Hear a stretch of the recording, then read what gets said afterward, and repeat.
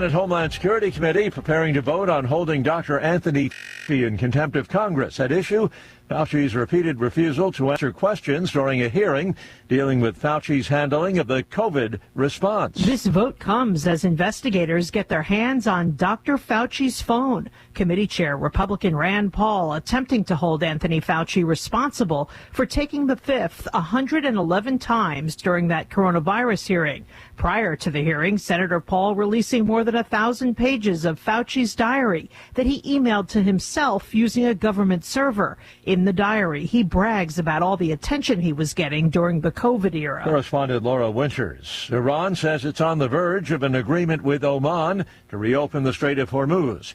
Ukraine and Russia continue trading fire. Ukrainian President Zelensky says Ukraine has hit oil refineries deep inside Russia, while the Russians have killed at least 3 Ukrainian civilians. Zelensky is urging allies to supply interceptor missiles to bolster Ukraine's air defenses. Speaking a day earlier during a meeting with Britain's defense minister, Zelensky said, This night again the signal before the winter. We think that we need unanimity and we need strong support from your country and from all other European friends, that this is a signal also that Russia gives us and to the world that they don't want to stop. Analysts believe Russia is attempting to exhaust Ukraine through endless barrages. I'm Karen Shamas. Healthcare workers at the epicenter of Congo's Ebola outbreak are protesting over unpaid wages. They've abandoned several healthcare facilities demanding to be paid. On Wall Street, the Dow futures up 105 points, NASDAQ futures down 191. More on these stories, townhall.com.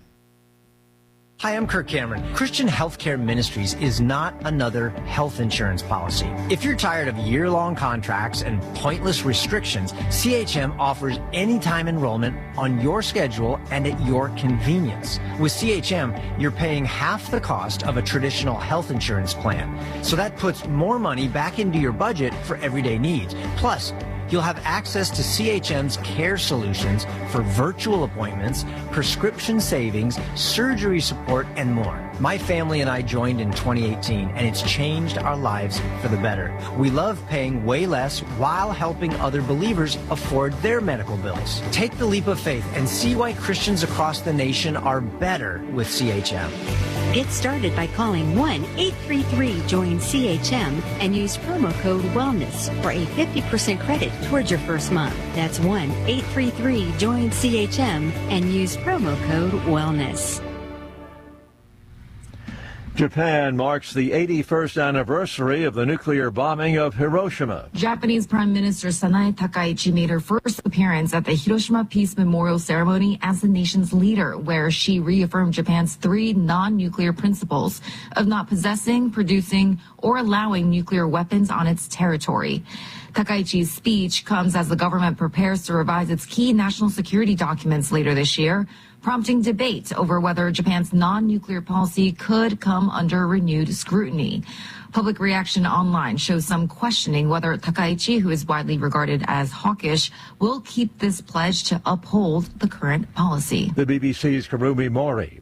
A drone with explosives was found at Germany's Leipzig airport. The device was defused. The country's top security official saying that the incident posed a new quality of danger in Germany. News and analysis, townhall.com. President Trump has 11 grandkids, so his instincts served him well as he chased a young boy who appeared on stage in Las Vegas with his family during a presidential rally. Call him the grandfather-in-chief. President Trump running after the toddler who was on the elevated stage, the little boy wandering away, and the audience laughing as President Trump springs into action and then making a joke about Joe Biden falling. Listen. It's truly an honor. It's truly an honor to stand here before you and speak. Sorry, excuse me. I have a little mom brain going on right now. I'm so sorry. No, he's going to take off. Thank you. Thank you. Truly, thank you, Mr. President. Laura Winters reporting. Utah can enforce its strict anti-gambling laws on prediction markets like Kalshi and Polymarket, that under a federal judge's ruling in the Utah case. More on these stories at townhall.com.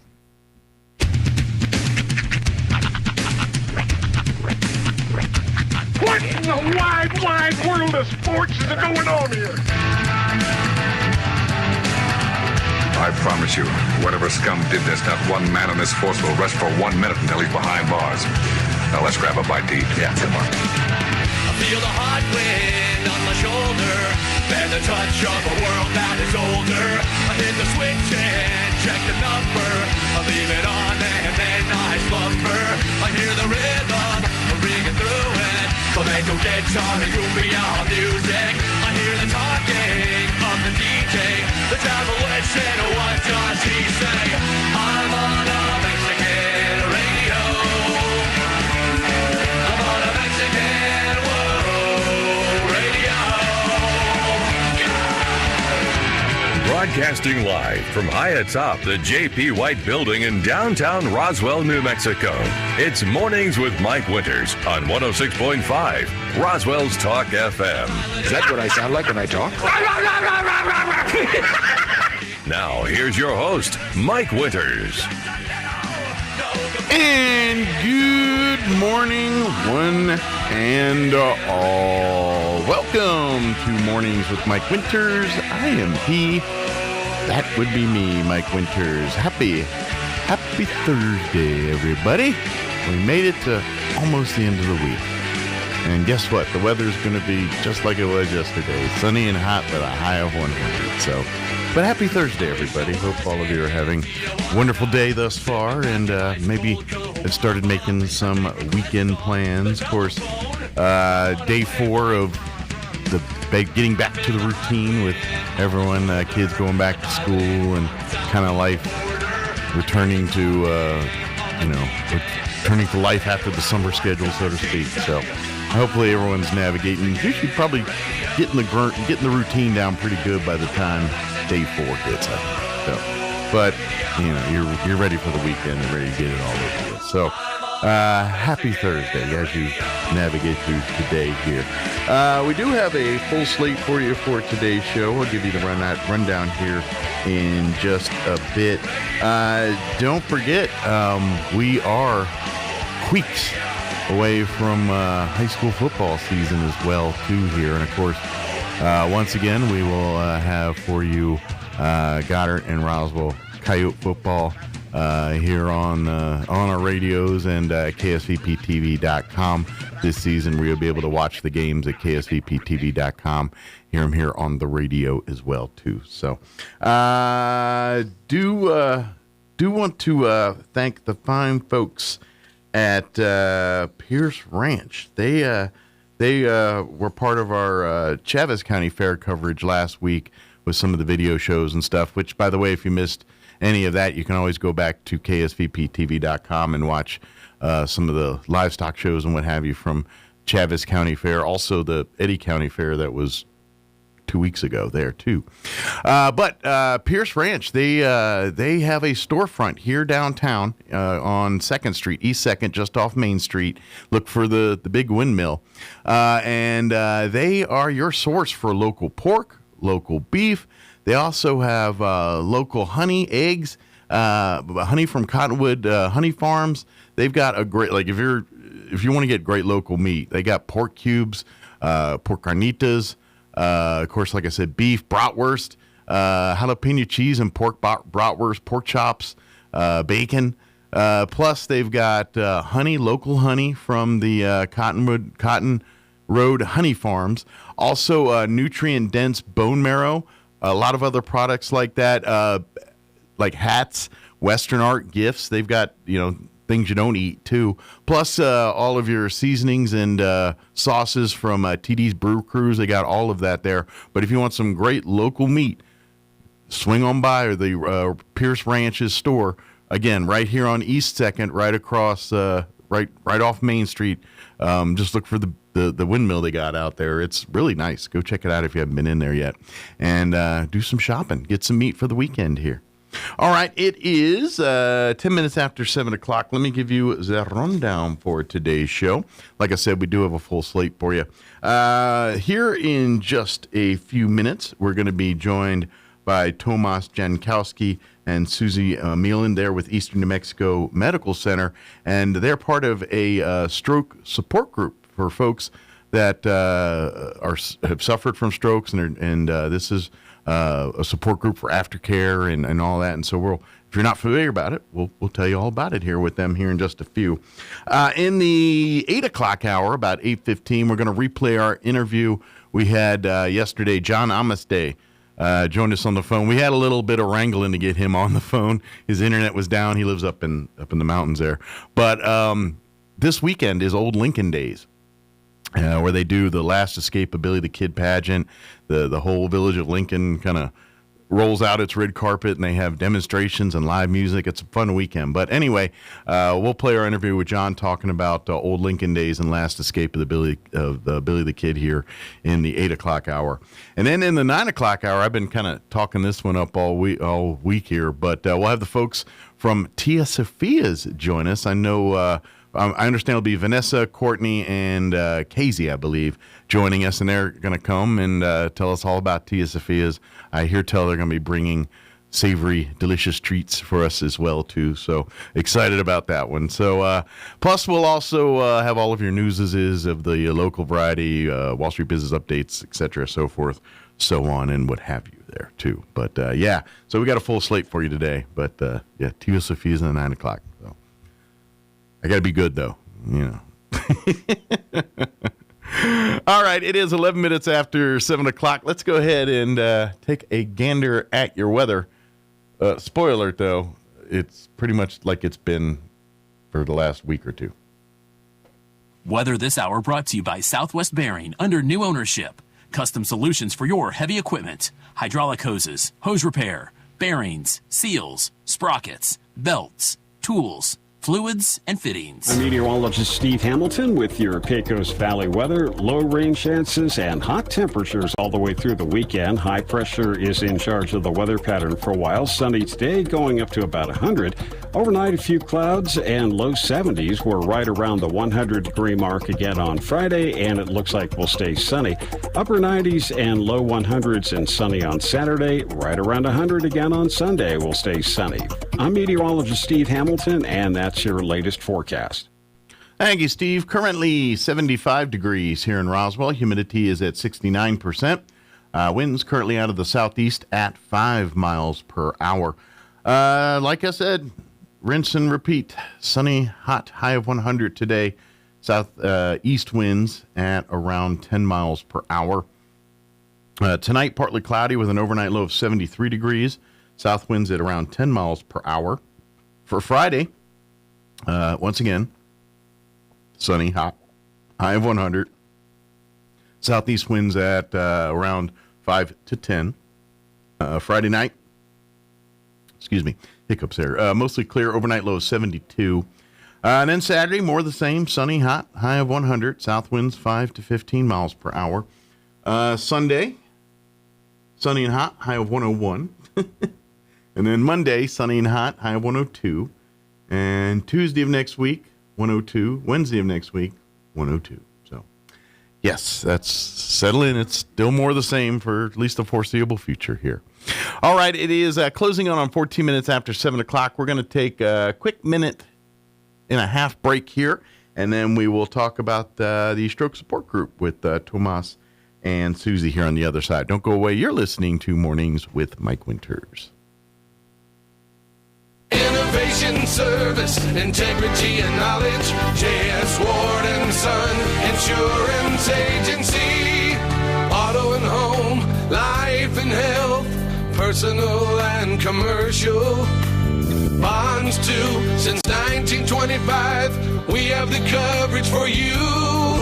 Innovation, service, integrity, and knowledge. J.S. Ward & Son Insurance Agency.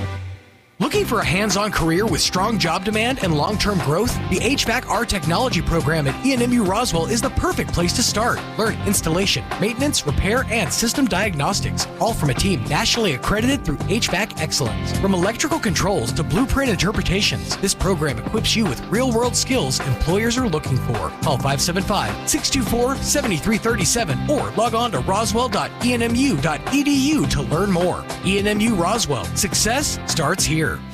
Our community is where we live. It's where we work. And at Central Valley Electric Cooperative, we know our communities aren't just important, they're everything.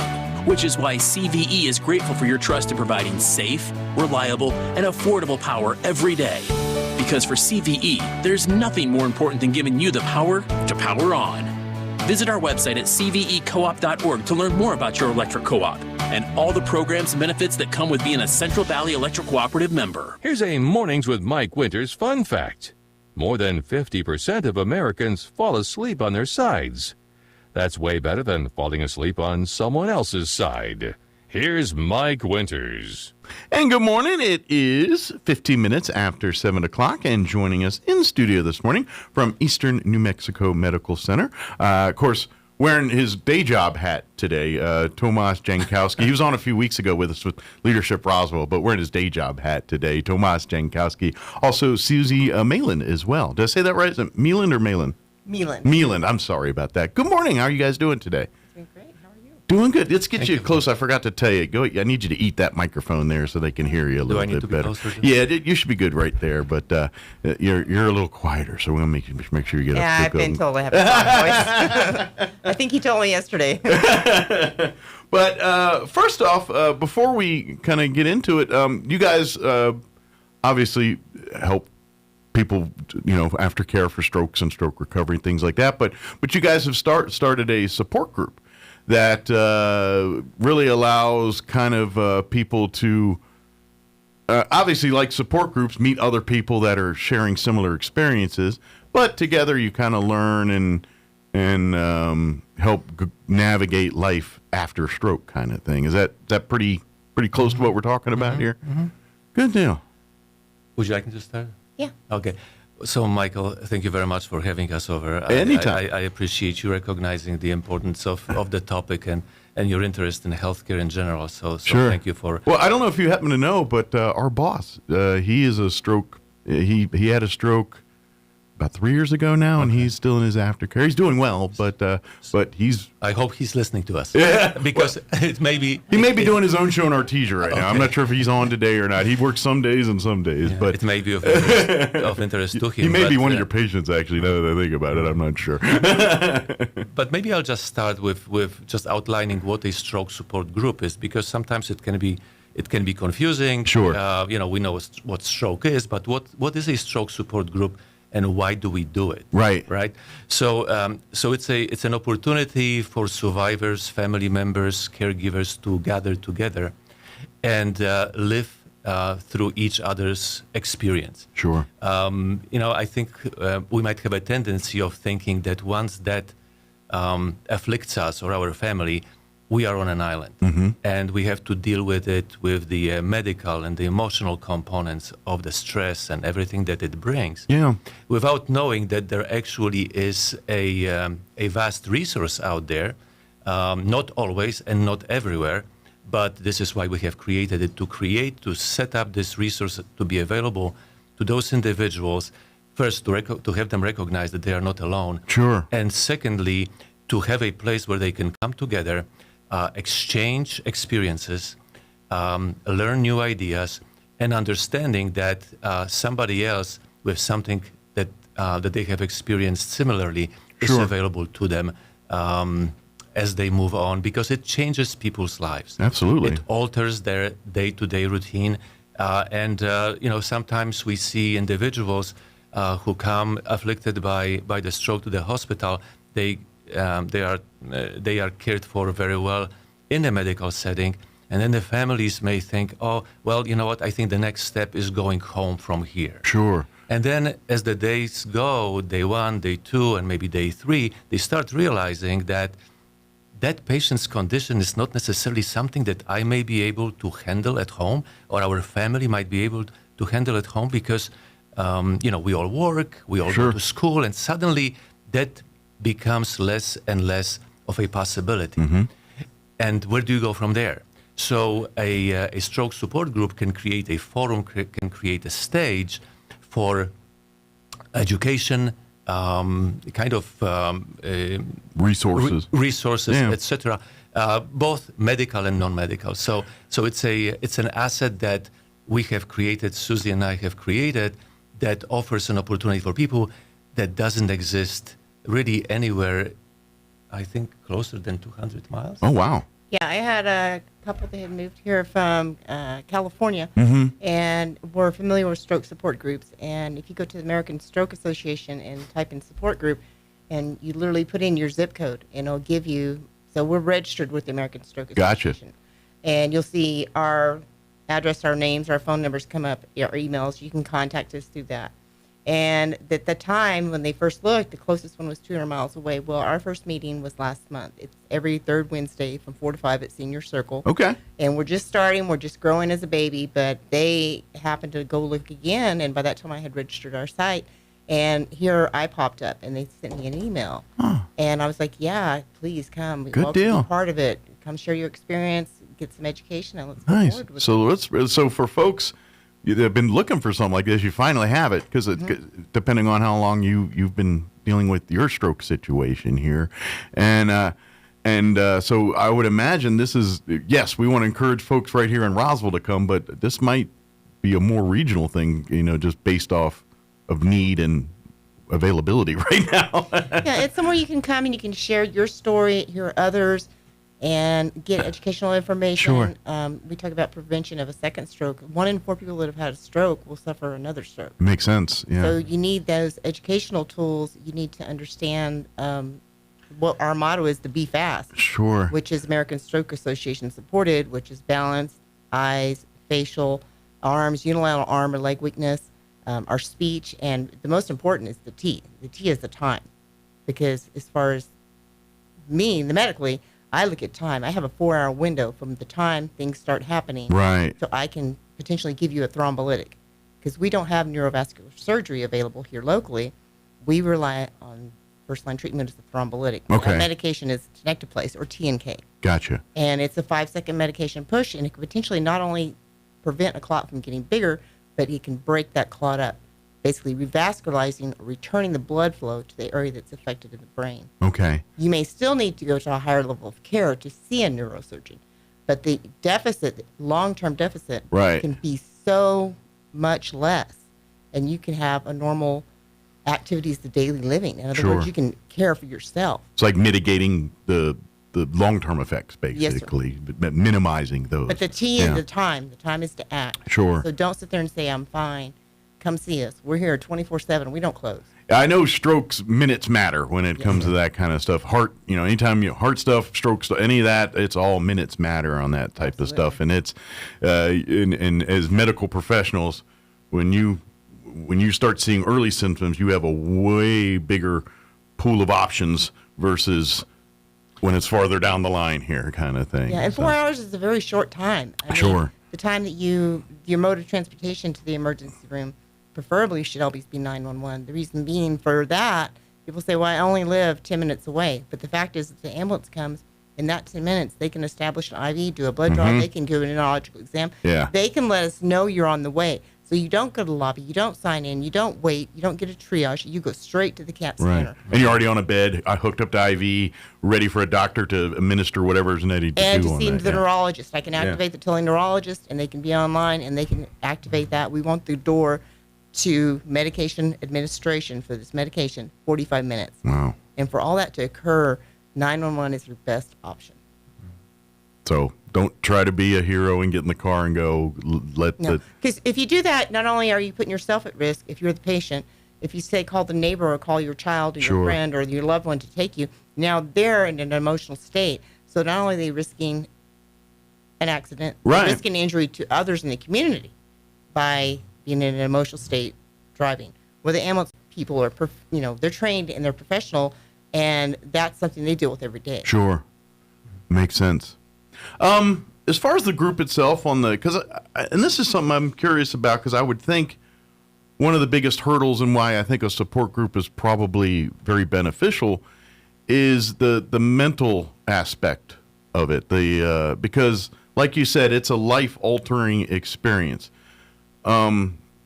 People's personalities are different. People that are very independent driven and things might have a more negative mental reaction to losing resources or losing faculties, things like that. Independence. Yeah, independence. Yeah, exactly. So I imagine a lot of this group is a lot of kind of navigating that the head game of the stroke, where it's like how to have that right mindset, how to motivate yourself to not give up, to keep going, those kind of things.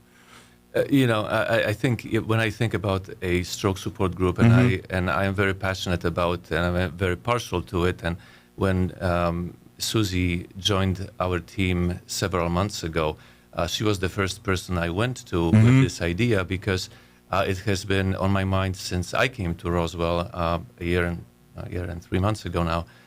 From my previous experiences in other parts of the country where I worked in inpatient rehab hospitals, where stroke support groups are incredibly valuable, and you can see the change they make in the lives of people. And when I think about it, I'm thinking about what does it actually do, right? Sure. So it fights the social isolation, not only for the patients but also for their family members. It empowers the families and caregivers. They have an opportunity to interact with others, and they see, well, I can do what more than I thought I would be able to do. It also provides an opportunity for enhancing the neuroplasticity of the brain, because rehabilitation is an ongoing process. It doesn't end with the hospital stay. It doesn't end with the medical care. It doesn't end with the rehab in a hospital. It continues on, and actually it's a lifelong experience. So the more opportunities that the patients, and particularly the patients, have to practice throughout their life, and also interacting and feedbacking, so to speak. Gotcha. If I can use a word that doesn't maybe exist in English language, it really is the value added. And on top of it, it kind of ties the rehabilitation to the long-term community reentry, because what they learn throughout the rehab process, they continue, and they can also obtain a feedback from their partners to see, hey, I have gone through it a year ago, and look where I am. I can talk, I can move my limbs, I can move my hand, I can move my leg. Sure. Miracles are possible, and I liken the recovery from the stroke to miracles, and I have seen numerous miracles that have happened. And again, this is where I speak with passion, and this is where I'm so glad to have Susie as a partner in this endeavor. Excellent. So, for folks, if you're just hearing about, like, so you've had your first meeting, but each month you have a new meeting, and like you said, it'll be over at the Senior Circle there. The next one will be here the 19th. Of August, which is about a week away. Today's the 6th, so about 2 weeks from now. And I guess each meeting does focus on a particular topic or subject here. And I'm just going to let you tell me what this one is. Okay. The PBA, that's basically is when you the part of the brain is affected so that you can't control your emotions and your outbursts. Okay. So you may tell me a joke and I start crying. Okay. Or you may tell me that your puppy dog passed away and I start laughing. Okay. And you'll see people in the stores or in public that say, or they're acting a little not right. It's because they can't control that part of the brain because it's been affected. Got it. And luckily, well, I should say luckily, sadly, when we planned this, and I asked Tomas because he brought it to me, and I went to corporate, and they said reach out to another sister hospital. They have an amazing support group. They've been doing it for several years now. I get that information, I bring it back, I go to the American Stroke Association website. They have a complete template of how to begin this. The first 12 topics are from them specifically. Okay. And then we'll branch out further as we grow. Cool. And I go to Tomas and I said, give me a day. And okay, I'll get back to you. And he finally gives me a day, and I just run with it. And I start with all this right here, and I get everything set up, get the space, get the time and everything. And then I do my first sport group. Well, he couldn't be there. He had plans. Well, guess who can't be there this next month? And I do apologize. I will join in by video, but I'll be on a cruise ship in the Bahamas. Oh, very nice. But Tomas will be leading it, but I'll be there to support him. Well, keep your pina coladas off camera, at least.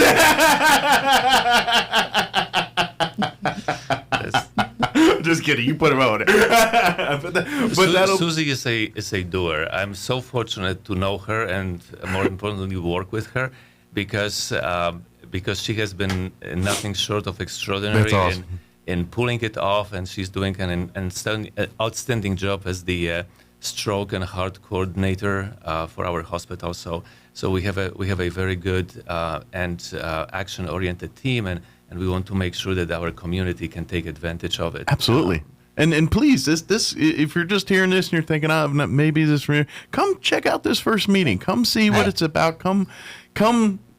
If nothing else, come rub elbows with people that are walking in the same path you are right now. Sometimes that in and of itself just gives you a little bit of mental boost on sometimes. Yeah, I was a little bit anxious about the first group. Like, are people really going to come? Right. And I did have a small turnout, but the thing was I had a turnout, and these people were so passionate. One patient had actually suffered from 2 strokes, pretty devastating, but had received the medication I referred to earlier, T&K. And he is still functional and working. And his story was so empowering to me. I had another young gentleman that stroked at a very young age, 41. Oh, wow. Okay. And it was devastating. And this gentleman literally he didn't have access to physical therapy, rehab. He YouTube videos and rehabbed himself. Wow. And he is now functional and working and a very important member of our community here in Roswell. Wow. And of course I don't have permission to bring his sure, name up, this is. But this gentleman is so passionate, and he, with our publicity on Facebook, on different medias, he was having dinner with his family, and 30 minutes before the group was started, he happened to pick up his phone and open Facebook, and 30 minutes before the meeting saw the post. Just happened to stumble. He told his family, "I gotta go." That's I don't know. I happen to be a Christian myself, Absolutely. And I'm just saying someone was looking out there. And for me to bring this type of, because of course, I've been doing this for 25 years. I was an emergency room nurse. I knew passion and adrenaline, but to the point where I'm at in life, and things change as we go and we live through things and we have experiences. Absolutely. But to still be able to give back on this level and hopefully grow our platform, give them education and resources, Absolutely. and then, have Tomas follow up with the access to potentially further rehabilitation. Absolutely. Physical therapy, as he's growing his team. You have 2 new team members? Yeah, we have quadrupled the size of our rehabilitation team. So we are preparing ourselves That's awesome. for that. It's very comforting, actually, because, let's just face it, odds are pretty good that most of us are going to be dealing with heart or stroke issues or something. That's just the statistics. And especially to your point, Mike, New Mexico ranks just a little bit above the average on a good side relative to the mortality rates in New Mexico per 100,000 per 100,000 population. But we also have disparities within the state. So the most affected are the states of the southeast and not the states, but the counties of the southeast and the southwest. Okay. Whereas the most the states that fare better, states, I say states, I mean counties, right? But the counties that fare much, much better are the ones of the north, is the Taos, is the Santa Fe. So we do want to bring as many opportunities to the counties that really need that extra support. Absolutely. And Susie mentioned that 1 in 4 individuals, may be at risk for being struck by stroke for the second time. But I also add to it that the stroke is the leading cause of death and long-term disability. So that is nothing to be taken lightly, and I don't think anybody is. We just want to say that this is not the end of the predicament. That is just the beginning, and it's up to an individual and their families to take advantage of it. It's one of these things that if nothing else, use this as a tool to, pay attention to your own health. Think about these things. Yeah. If you're lucky and young and blessed, there's your diet, your exercise, your stress levels. These all factor into these things in life, and And, look, I'm not saying live like a saint and eat perfectly every time, but eat more healthy food than less healthy. You know what I mean? Understand what I'm saying? It's like make better choices sometimes. Make better choices and activity. You got to keep moving. Yeah. Yeah. Whatever level of activity that you can do, get out there and do that on a regular basis. Walking is an amazing, especially when people that aren't physical, just go, at the end of the day, go take a walk. Go after dinner or whatever it is, go take a walk. Just touch dirt and let the sun feel the sun, You don't realize how much, you don't have to go run a marathon. Just go take a nice leisurely stroll around, around the block a couple times or something. May I just make another point, another comment? Because we are talking about the stroke in the as a concept that we already know. We see the physical manifestation of it, etc. But there is also an event that's called TIA, which is a transient ischemic accident. Okay. It initially may have the symptoms of a stroke, which dissipate within 24 hours. Okay. Now, that is a condition not to be taken lightly. And my point is that even though somebody may have not had a fully blown stroke resulting in a mental or physical impairment, they also should consider coming and seeing us, coming and spending time with us. Well, the recipe's there. Everything, the ingredients are there. Because what Susie just mentioned is an example of the itinerary of topics that we are going to be covering. Sure. And individuals who may have not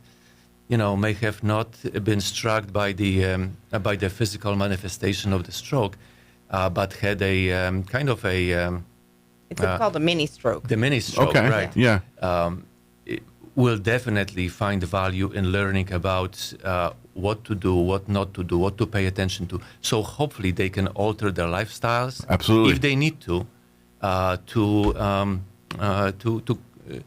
put themselves in a position where that likelihood is going to be less. Absolutely. And then we also, we're going to cover our risk factors. So there are certain risk factors we can't change. There's, of course, our genetics. We can't change that. We can change our lifestyle. We can change our physical activity. We can change our diet. But when it comes to medical care, we also need to find out, do we have certain underlying conditions? There's atrial fibrillation. It's an irregular heart rhythm that will cause blood clots to form, and those blood clots have two places to go. One is the lungs, which is a pulmonary embolism. The other is the brain. Those patients need to be treated appropriately, and they need to be on a blood thinner. And that's when we look at Xarelto, Eliquis, Plavix, blood thinners, and so we can prevent those potential strokes. Gotcha. Those risk factors, those are ones that we can actually make a difference in. And those generally hereditary, or is there many factors on those? No, there's many factors in that. Yeah. And, we talk about the TIA, aka mini stroke. Your grandma and grandpa would have told you, grandpa had a mini stroke. Those are warning signs. They're like, let's get ready and let's practice what we're going to do on Christmas morning when we sing. That's the practice round. Gotcha. That practice round. That's what the body's doing. Yeah, the practice round is going to lead to the play is going down tonight is the performance. And we can potentially change that. We treat our cholesterol. Do we need to be on a statin? So go see your primary care, get the evaluations. Refer you to cardiology, get the evaluations. The one thing I do want to mention, he talked about, our lack of resources in rural southern New Mexico. We only have, and they only recently reobtained, is their thrombectomy center. We are primary stroke certified through Joint Commissions. Okay. That's what I work in, getting all the little dots and checks with a lot of help from others to get that accreditation and maintain the accreditation. When we look at thrombectomy, that's when we have neurosurgeons present in-house 24/7. Okay. And that is Albuquerque. We have a problem. We can't ever get into Albuquerque. We're always being told, for whatever reason, they don't have availability. So we utilize Lubbock and we utilize El Paso. Gotcha. But that is such an inconvenience when you have a family member that comes and presents. Even if we treat them with medication, T&K, they potentially are going to have to go to that higher level of care. So what do I do if that's my spouse and I'm still working full time, or that's my mom, and now she's going to be in a larger city 3.5 hours away? How do I pick up and tell my job? Oh, I just got to go. Right. And how do I afford the housing when I get there? How do I afford to get her back home? there's so many factors. How do I adjust my lifestyle for caring for this person that was independent but now needs potentially 100% care? Absolutely. So do I give up my career? It's a lot of that's so by the way, was your career the one paying for the medical insurance on the Absolutely. So that's the worst case scenario, but there are less devastating things. Sure. But when you come and if you spend an hour with us once a month and just talk to others that will see your path. There's always going to be the topic of discussion, but at the end of the day, it's a support group. You come with your what you're dealing with, and more than likely there's someone in the group that's also or can help you with that, or the group as a whole can help you navigate. Or if you're newer into, like, say the stroke was recent, 6 months or less, and you go and you meet the couples that I met, and they're here 2, 3, 4 years out, and you see the progress they made, and it kind of gives you motivation. Yeah. Like, I can do this too, and I can get through it. I can see the other side. It may never be the same. It will never be the same. But I can have a valid, wonderful experience in life, just learning to adjust to what I have. Absolutely. Yeah, it's all about just perspective and things, and sometimes, and that's and to be honest, I would also say if you I believe the brain's a powerful healing tool. Like, if the mindset, things like that, if your attitude's right, I believe that can help in healthy lifestyle and things like that too. And I really think if you attack a stroke from that mindset, it's like I'm going to overcome, I'm going to overadapt, and you really think in that mindset, I honestly believe you're going to see more progress or see better results, because I think you're. I don't know. I just think I know we don't know a lot about our brain, but I think our brain is like if you just have that right mindset and things. Mind over matter. Yeah, I think that's a thing. I think it is. I mean, no doctor could probably pinpoint it, but I think there's something there that our I think human it has a lot bodies. to do with your mindset and the people that motivate you, and also,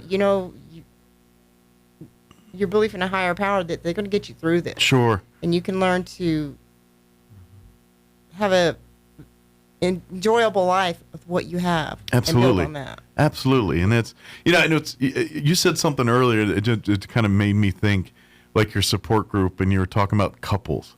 And I was like, this is really, it's stroke's an individual thing, but based off statistics, a lot of times it's a spouse, partner, and things. And so you almost treat this like a Alzheimer's dementia mindset a little bit, where, where there is that, I'm not saying where the care and things where the family with dementia and Alzheimer's is almost more impacted than the patient sometimes. I think what you are saying, Michael, is you are creating a peer support environment. Yes. And whether it has to do with what you just mentioned, stroke, heart attacks, or anything that leads to a long-term disability, where people can be supported, mental health, where people can be supported by others who have had that experience, who now can share that experience with those who have it in front of them right now. Sure. I think it applies to any circumstance, and I think you're absolutely right.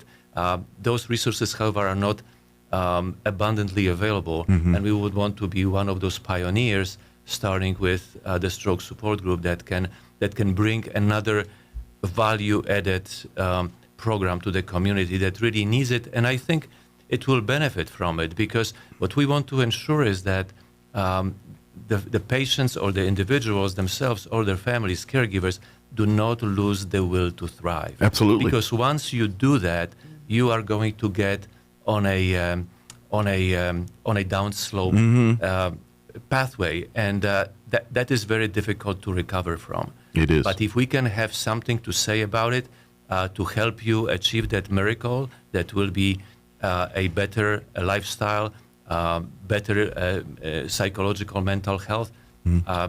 We are the people that you want to stay connected with. Yeah, that's what. So we want to encourage families to come and experience the meeting. See, bring your loved one, bring your spouse, your sport person, whatever, and please. Or if you just want to learn about it. Yeah, or you know what? I would imagine too. You maybe your patient isn't quite ready to join, but you want to come as the spouse. Correct. Please come. And if you look at our topics, we talked about the PBA, the pseudoarbobular effect. I mean, until you've gone through it, you don't know what that is. Sure. Incontinence after a stroke. That's our third topic. Post-stroke depression. I mean, these are things that you're going to potentially go through. And you talk about the incontinence. That's embarrassing. Sure. Who wants to talk about that in a public setting? But if you can be with people that are going through the same thing, the depression of it all. Yeah. How do you not get in the downward spiral like Tomas was talking about? Sure. So personality changes, the pain, people who have, specific phantom pains with strokes. These are topics that you can be embarrassed by, are going through, and can't talk with anybody. Maybe not even talk to your partner or your child or to your mother or father, whoever it may be. You may not even be able to talk to your religious person. But if you come in a setting for people that may potentially have gone through or know of somebody that's going through these, it makes it a little bit easier and accepted. Absolutely. It's that's why and I can understand, because I've kind of not experienced it in different ways and things. Just like for instance, my wife, she didn't have a stroke, but she had a brain injury, and she was in El Paso for and nothing, like a stroke extended period of stuff. But that couple weeks and the 6 months of all that is very reminiscent of what you guys are talking about here. She had to kind of, in essence, with her brain, relearn new paths to like when she got out of the hospital, when they released her, it took her a full minute to remember how to sign her name, like just because they had to retrain the brain to do all that kind of, and her brain had forgotten and kind of. But I understand the overwhelming moments there through that, and if it wasn't for family members and other things, I don't know if I could have navigated through that. And I can't imagine if someone, especially if it's a couple, and they really don't have a lot of outside family resources available, because sometimes that happens. If you're a little older, have your stroke, and either your kids or everybody's not here, they're just somewhere else, and you got each other, and that's it. And I imagine that can be me against the world mindset, and that's when you give up. That's when you just said, there's no point, and I'm going to give up. And that's where I think these groups are very much saying, oh, no, there's a whole nother world going on here. You just haven't seen it yet. Let me show you. And that's kind of what we're talking about. Right. And again, I would make the linkage to continued rehabilitation, because once we help people get into the state of mind that the future is still in front of them. This is not the end of anything. It perhaps is a beginning of something better. Right. There is always the rehabilitation that is available, and individuals can learn about not only what it does, but how does it affect folks longitudinally, going way into the future. Sure. There are ample examples of near total recoveries from it. I think part of it is, speaking to Susie's point, how quickly you get to it, and what is the type of the stroke, because there's an ischemic stroke and there is a hemorrhagic stroke. The ischemic stroke has a prevalence of about 65%. The 35% is hemorrhagic. So there are vast opportunities, and I would love to see more and more people taking advantage of it, taking advantage of rehabilitation, so they can go on with their lives, being productive members of the community. Absolutely, that's what it's all about. When Tomas uses the big words, the technical words, we say hemorrhagic. Let's just make that simple. It's when a vessel breaks in your brain, and you're bleeding into your brain. Got it. Stopping the blood flow to the brain. So you got a brain bleed. When you have ischemic basically means that there's a clot, and it's causing the blood to not be able to flow into the areas So of it's the gumming brain. up the artery of the one vein. is like, they're both called brain attacks, but one is where the vessel breaks, and one is where the vessel's got a clot in the water hose. Okay. Well, I wonder if maybe, because my wife had a brain bleed. That was what her, and they actually kind of thought. It's part of a trauma? Yes. Well, that's what they don't know, because, they asked me, like, what'd you do? And I was like, I don't know. I wasn't there. I have no idea, man. but so I'm wondering, maybe that's where hers is more that one The there. hemorrhagic. Yeah. And Hemorrhage means blood. Got it. Well, she was doing that, and so, but please, I just saw the time. We're running a little short here, but folks, please come to this next meeting. Again, it's going to be August 19th, and it's going to be at the Senior Circle there. What's that little shopping center there? It's downtown. It's behind the Home Depot. Yeah, behind the Home Depot there. The east entrance. Yes. No, is it the east entrance? Yes, the east entrance. Yeah. You're literally right behind Home Depot. And it's a monthly meeting, and we'd love to have, we had month 1 last month, but meeting 2 will be here on the 19th. What time is the actual meeting? From 4 to 5. 4 to 5 p.m. there on the 19th. And then join us each month. And hope maybe if you want, maybe we can get you back like a couple days before the September meeting, just to, hey guys, we got September meeting come up. That would be great. We'll be happy to do that. Yeah, love to. We'll get something set up here. Mm-hmm. But and if folks have any questions or anything right now, want to learn more, what's probably the best? I know they could probably go on the Facebook, and I know there's this flyers and things there. But if people want a little bit more information about the group or information, what's a good place to call or resource? Probably the best way would either be to reach out. I'm at 575-627-4130. Okay. That's the direct line to the office. You can leave a message. Okay. But with the way things are in this world today, communication, email. Yeah. Email is. Well, anytime you get on the phones, it's like a gauntlet of and virtual assistants or whatever. Voicemail. Yeah. So might, but I know if you look at the Eastern's page, the Senior Circle, you'll find the flyers and information, and most of what questions you have will probably be on that flyer there. But like I said, you can call the office there if you have any questions. Yeah, and on the flyer that's actually posted on Facebook with our Eastern Mexico Medical is my email, the Susie SUSAE _ Meland. MEALAND @chs.net, and that will, I'm looking at that all day long. Good deal. I'm glad you said that, because I'm not going to cut mine off here. Yeah. And a better cut. My glasses need to get thicker, so. But are you having a stroke? No, I'm just normally like this. Please come. That's right. I'm all over the place. But is there any information, anything we wanted to make sure we get out there that we just spaced or skipped over? I don't have anything that comes to mind right now. I think we have covered. Good. I just want to make sure we got all the pertinent. Susie, I don't know if there's anything. No, I just really appreciate your time and getting the information out there, because,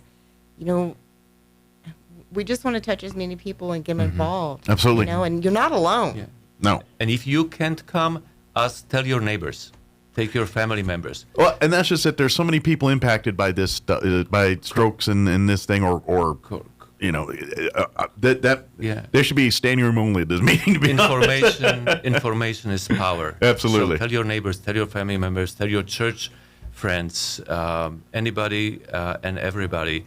Our doors are open, and hopefully we can continue growing that cohort and look back and say, hey, absolutely, it was worth doing it. Absolutely. And that you're not alone. Yep. You are not alone. Yep. There are people there to help you. People who just got to literally take that first step sometimes. And in the future going forward, I can see a point where we can hopefully have this where you can just go online and be involved, because with some people are their mobility from the stroke. Right. It will be difficult to come in. We tried to schedule it at a time that would be convenient, because you're looking at wintertime when it gets cold and the ice and the snow, and you don't want to be out late. You don't want to go anywhere where you have to maneuver through stairs or escalator or elevators. Right. And so it's flat. We have some light refreshments, snacks, just kind of keep it personalized. Sure.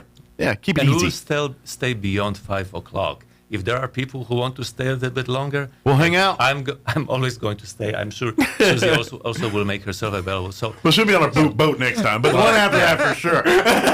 She will give us a moral support. Very good. Yeah. Well, thank you guys for joining us. Enjoy your well-earned vacation on that. That'll my daughter's 16th birthday, so. Oh, well, that'll be nice here. So we'll enjoy, and then, of course, we'll see everybody here on the 19th.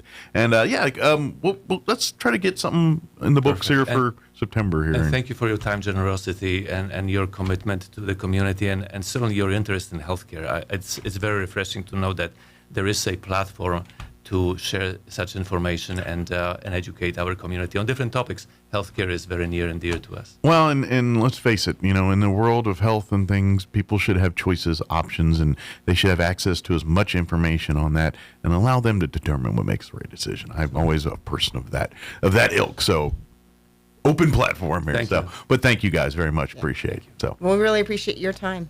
we'll see you next time. Thank you. Enjoy your umbrella drinks. All right. 7:54, 7:55. Let's pause for news and a quick break before more news. Don't go away. Mike, to you. With SRN News, I'm Rich Thomason in Washington. Iran claims it is close to an agreement with Gulf neighbor Oman over the Strait of Hormuz. This comes after President Trump said a deal to reopen the crucial waterway could be announced soon. The Israeli military says 2 of its soldiers died in combat in southern Lebanon, the first Israeli death since the implementation of a truce between Israel and Iran-backed Hezbollah in June. South Korea says its neighbor to the north is at it again, North Korea launching a missile of some sort off its east coast. Cooler weather is helping crews battling wildfires around Spokane, Washington. 850 buildings, many of them homes, have been destroyed by the flames. The opening bells sounding on Wall Street, and just ahead of that, the Dow futures were up, while the NASDAQ futures were in the red. More details, SRNnews.com. I'm meteorologist Steve Hamilton with your Pecos Valley weather. Low rain chances and hot temperatures all the way through the weekend. High pressure is in charge of the weather pattern for a while. Sunny today, going up to about 100. Overnight, a few clouds and low 70s. We're right around the 100-degree mark again on Friday, and it looks like we'll stay sunny. Upper 90s and low 100s and sunny on Saturday. Right around 100 again on Sunday. We'll stay sunny. I'm meteorologist Steve Hamilton, and that's your latest forecast.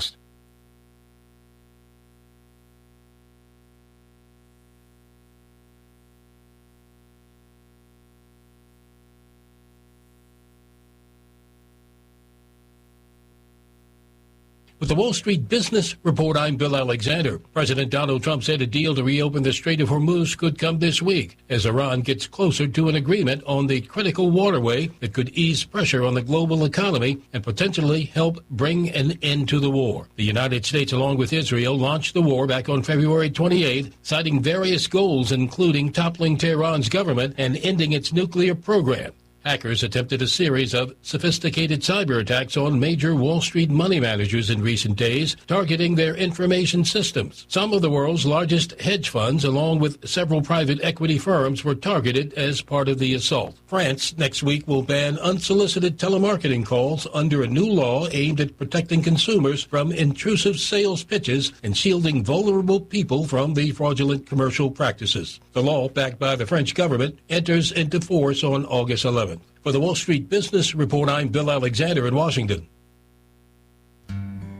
When peace like a river attendeth my way, when sorrows like sea billows roll, whatever my lot thou hast taught me to say, it is well with my soul. Many will recognize the first verse to this well-known hymn. But what if you're in a place where you can't say, it's well with my soul? Well, I want you to know that God is still there and he's still listening. Psalm 91 says, those who love me I will deliver. The first verse of a new play on an old hymn by a group called Mercy Me goes like this. Make it well with my soul. Don't let me face this loneliness alone. Make it well with my soul. I need a peace that only heaven knows. Jesus, could you please just sit and cry with me till I can sing, it is well with my soul. Even if your soul doesn't feel well, God is still there and will guide you to a place where your soul can be well again. Trust in him.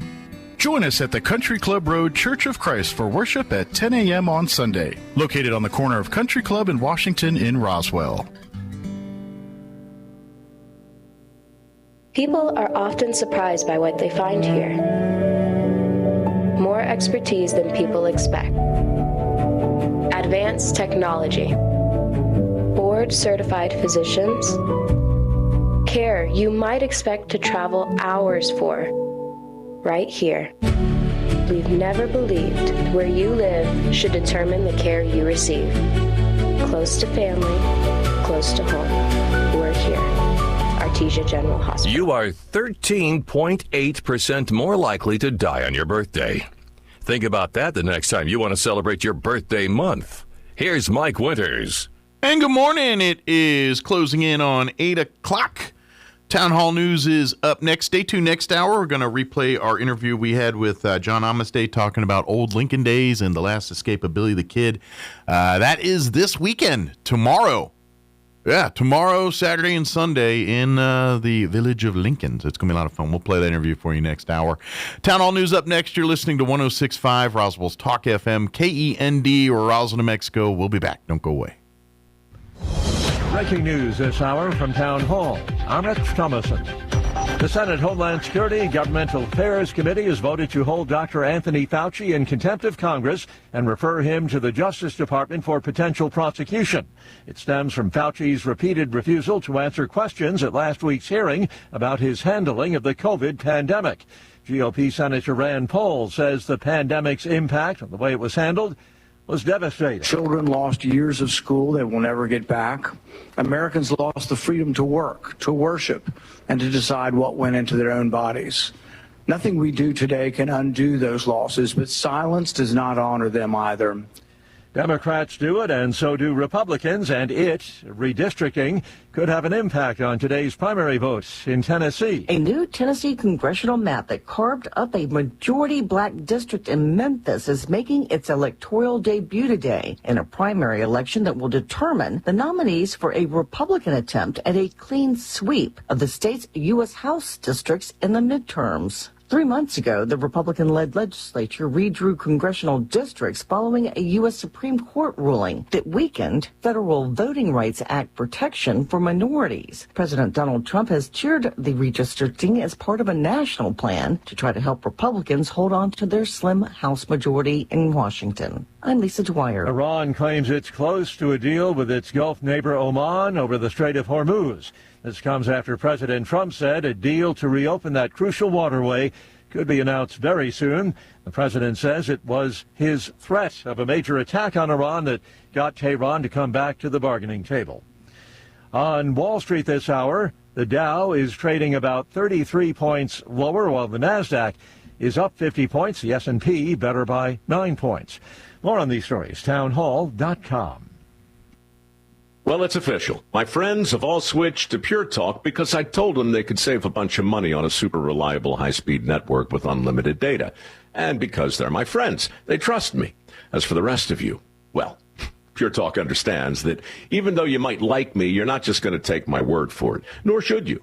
For that reason, and for a very limited time, Pure Talk is offering any of their plans for just $15 a month for the first 3 months, including their top-tier unlimited plan that normally sells for $65 a month. Think of it like a test drive, a super simple way to save $150 while you kick the tires on Pure Talk's blazing fast network, and a fine way to see for yourself why I switched from big wireless, along with a few 100,000 of my closest friends. Dial pound 250, say Mike Rowe, and be connected to Pure Talk's friendly U.S. customer service team. Again, dial pound 250, say Mike Rowe, and let the savings begin.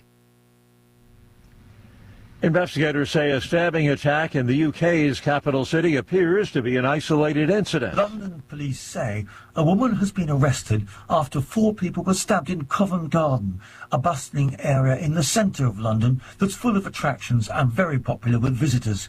The Metropolitan Police say early indications suggest it was a mental health-related incident and that scissors were recovered at the scene. The injured were taken to a major trauma centre following the incident early Wednesday afternoon in Endell Street. No further update has been given on the extent of their injuries. There's a significant police cordon around the scene of the incident. I'm Charles de Ledesma. A wildfire that swept across mountains and coastal areas west of Athens, Greece, displaced hundreds of animals. Volunteers rescued more than 280 pets and wildlife during days of extreme heat and shifting winds in Greece. News and analysis, townhall.com. The Senate confirmed Dr. Erica Schwartz as director of the Centers for Disease Control on Wednesday in a vote of 51 to 44. Schwartz, a former Deputy Surgeon General and retired U.S. Coast Guard officer, was nominated for the job in April and is the first black woman to serve as director of the CDC. She's a notable departure from prior contenders considered by the Trump administration, who have supported the policy of Make America Healthy Again. She has a lengthy record of guiding vaccination programs and crisis responses for the government. The CDC has been without an official director for a year since Dr. Susan Menarez was removed less than a month into the job after clashing with U.S. Health and Human Services Secretary Robert F. Kennedy Jr. over vaccine policies. Bernie Bennett, Washington. The United States has suspended inspections of avocados in the Mexican state of Michoacan because of an unspecified threat to American interests. More on these stories, townhall.com.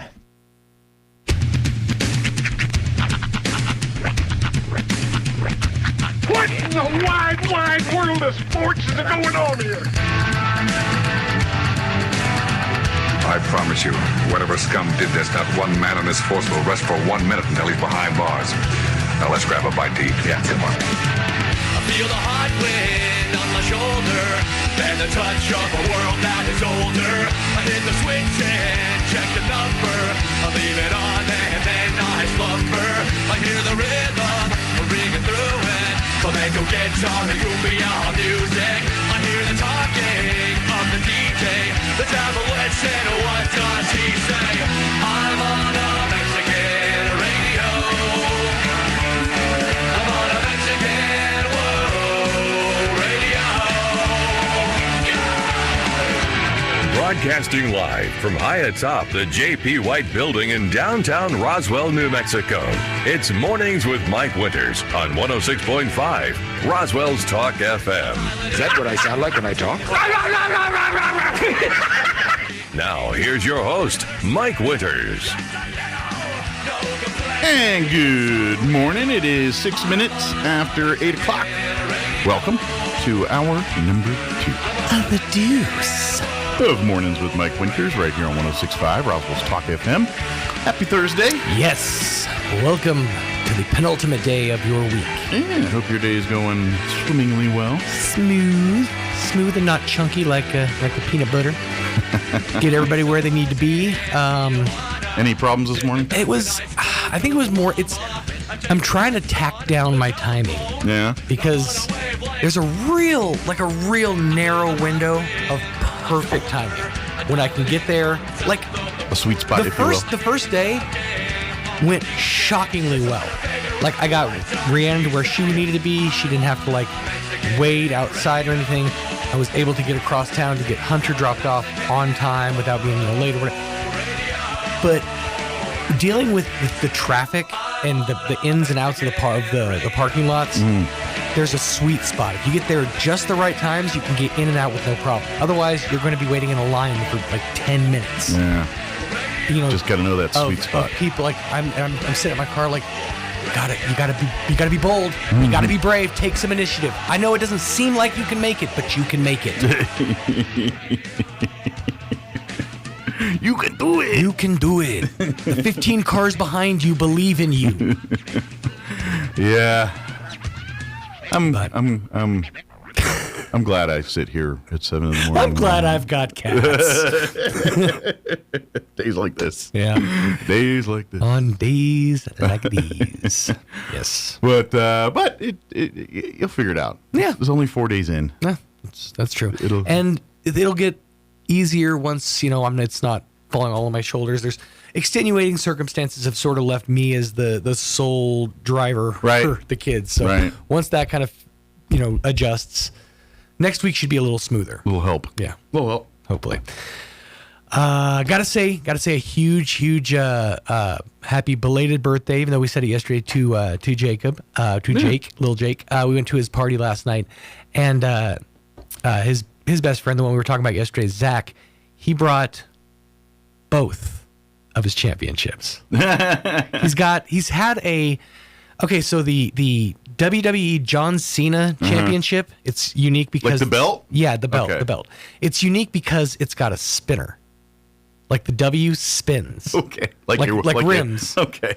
And it says, well, you have to remember, this is when John Cena was doing his whole like white boy rapper thing. Yes, that makes sense. It was of the time. Yeah, thug life or whatever, but it spins and it also says champ on it, which I thought was kind of funny. But aside from that, I fulfilled a goal last night. I got to hold and take a picture with Big Goldie. Nice. Big Goldie, the AEW championship title belt. It is, and I don't want to divulge how much was invested, and I say invested into this belt, but it's going to be a long time and a lot of payments before I get one of my own. Or like I said last night, Zach, meet me at the Garden. I'm just ballpark curious what one of those go for. Like 1,000 plus? Not quite. Okay. So at the event, he paid $850. Okay. Online on the Shop AEW, it's $800, but it's sold out. Okay. So it's one of those that's really kind of hard to come by. Gotcha. But I imagine because there are ones that are north of 1,000. How about say you get like if you go on eBay and try to resell this, you probably can get more than that, right? It depends. If I get like if it's an autographed belt, if it's ring worn, things like that. If you've got like a picture of one of a wrestler holding your belt specifically, those kinds of things. Picture you with the belt and cut it. No, really. Okay. Have you seen this face? No, it does nothing for the belt. I'm just checking. You In never fact, know. It brings down the value of the belt. But that's pretty cool. Yeah, it was. Is it? Is there actual gold in it? I think his is. I think for $850, they should put some gold. I think in there's it's gold and I think there's like some gold, but it's simulated jewels essentially. Okay. So it's not like real jewels or anything, but it's heavy. I mean, this thing was like 10 pounds. Yeah. I imagine it's metal. It's beefy. It was a thick boy. So of course I spent most of last night on like eBay looking up replicas that are way more poorly made in countries like Kazakhstan. Make your own belt. Yeah, a cardboard. There actually was a company that for the longest time their belt was a cardboard belt. Yeah, yeah, and it was coveted, man. That thing was like gold to everybody. I could see it'd be a good trophy for like a fantasy football league or something. Mm-hmm. Yeah. Oh, that's the cool thing. You can get. I mean, any sports team, you can get your team on that belt. Like the WWE title, they have like all 32, I think, teams. They have belt or championships of that. Our version of that over on AEW, where the sickos live, is you can get your team logo on the side of a luchador mask. Oh, there you go. Yeah, that'd be all right. I'd be down with that. Yeah. Speaking of fantasy football, I reminded myself of a video I saw where they're talking about the trophy there. Yeah. This was a video, and I must admit, it's pretty funny. So a guy lost his fantasy football league, and his punishment was he had to go to the golf course, go golf, a round of golf. Okay. Without a ball. So he literally had to go simulate air golf and whack it and do his whole thing. He couldn't tell people why he's doing it. Okay. I'm curious. He's literally on the golf course just whacking a fictitious ball. You got to imagine if you're whacking a fictitious ball, all your shots are going to be gold. Well, that's you're not going off into the rough. You're not having to like knock one out of the sand pit. Well, that's the funny part of it. He kind of does. Does he? He does like this whole thing. Go in the lake and get his ball. It was a video floating around the social media world yesterday. It was pretty funny. But the guy lost his fantasy football league, and that was his punishment. I can appreciate some stakes being put on that because when you talk fantasy football, I always kind of there's a part of me that understands. I did play a couple of seasons of fantasy football, so I understand the time and the commitment and the care that goes into like the wins and the losses and all that. Same time, it needs some stakes. I need to know there's something on the line. Some skin in the game. Well, that's what money usually does that. Yeah, I know. And I'm not a gambler. I don't have any. That's what I'm saying. Fantasy football is like gambling, but without all the gambling. Yeah. Because you're still like, running the odds. You're still working statistics and trying to figure out things. And it's gambling. But ask DraftKings and these other groups or whoever's. I don't even know which ones survived to the top now. Well, yeah, I think DraftKings is the one that does specifically fantasy. Yeah. The other ones are just There's another one out there betting on too, games. But anyway. Well, it's not like that one website that lets you bet on anything. Kalshi? Yeah, that one. And they're like, well, it's not betting. It's the hell it isn't. You're betting on any and everything. They literally tried to no, it's not a bet. It is a opinion on other people's what's going to happen based off money. There was a story. Betting. There was a story going around for the longest time that press secretary. Carolyn Levitt. She ended a speech so abruptly and so specifically before a certain amount of time, and a lot of people say that was for Kalshi purposes. Like people were there was a bet going on whether she would end the speech before or after the, I think it was like 56-minute mark. Think she laid down some money? And so I'm sure she did, yeah. It came up that Donald Trump's speechwriter, the guy who was doing his teleprompter, was betting on whether or not Trump would say certain words that he was putting in the speeches.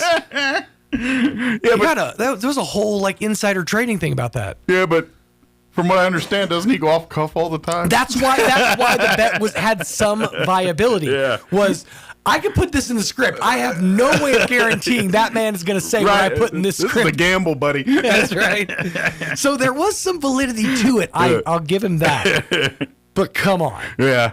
If you've heard one of his speeches, you've heard all of them. There are certain go-to words and phrases that you know he's going to say. Yeah. So it really does take a lot of the... ask any comedian that does an impression, and they'll do them. Right. All, but, that's like betting on whether at any point in time during one of his speeches he's going to do this. Right.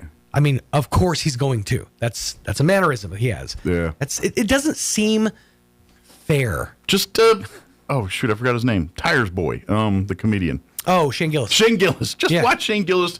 He's probably the best spot on Donald Trump I think I've seen. He's really good. Yeah, he's probably got the best Donald Trump impression of all. Because, and I'll tell you what it is he not only does the voice, he does the mannerisms, he does the head. Yeah. He leans into it so heavily, so perfectly. It's great. His bit that he did on SNL where he found it was supposed to be like Mike. Yeah. He found a pair of gold sneakers and he put them on and he became Donald Trump. It's pretty good. It's pretty fun. But yeah, he's definitely as one of the best. Yeah. But anyway, I don't know how that conversation started. It drifts off. We started at title belts. I mean, that's where it started.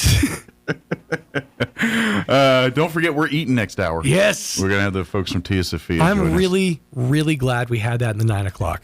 Yeah. Because I was just, I wasn't, last hour, I'm like, oh, why today? Because I was having distress.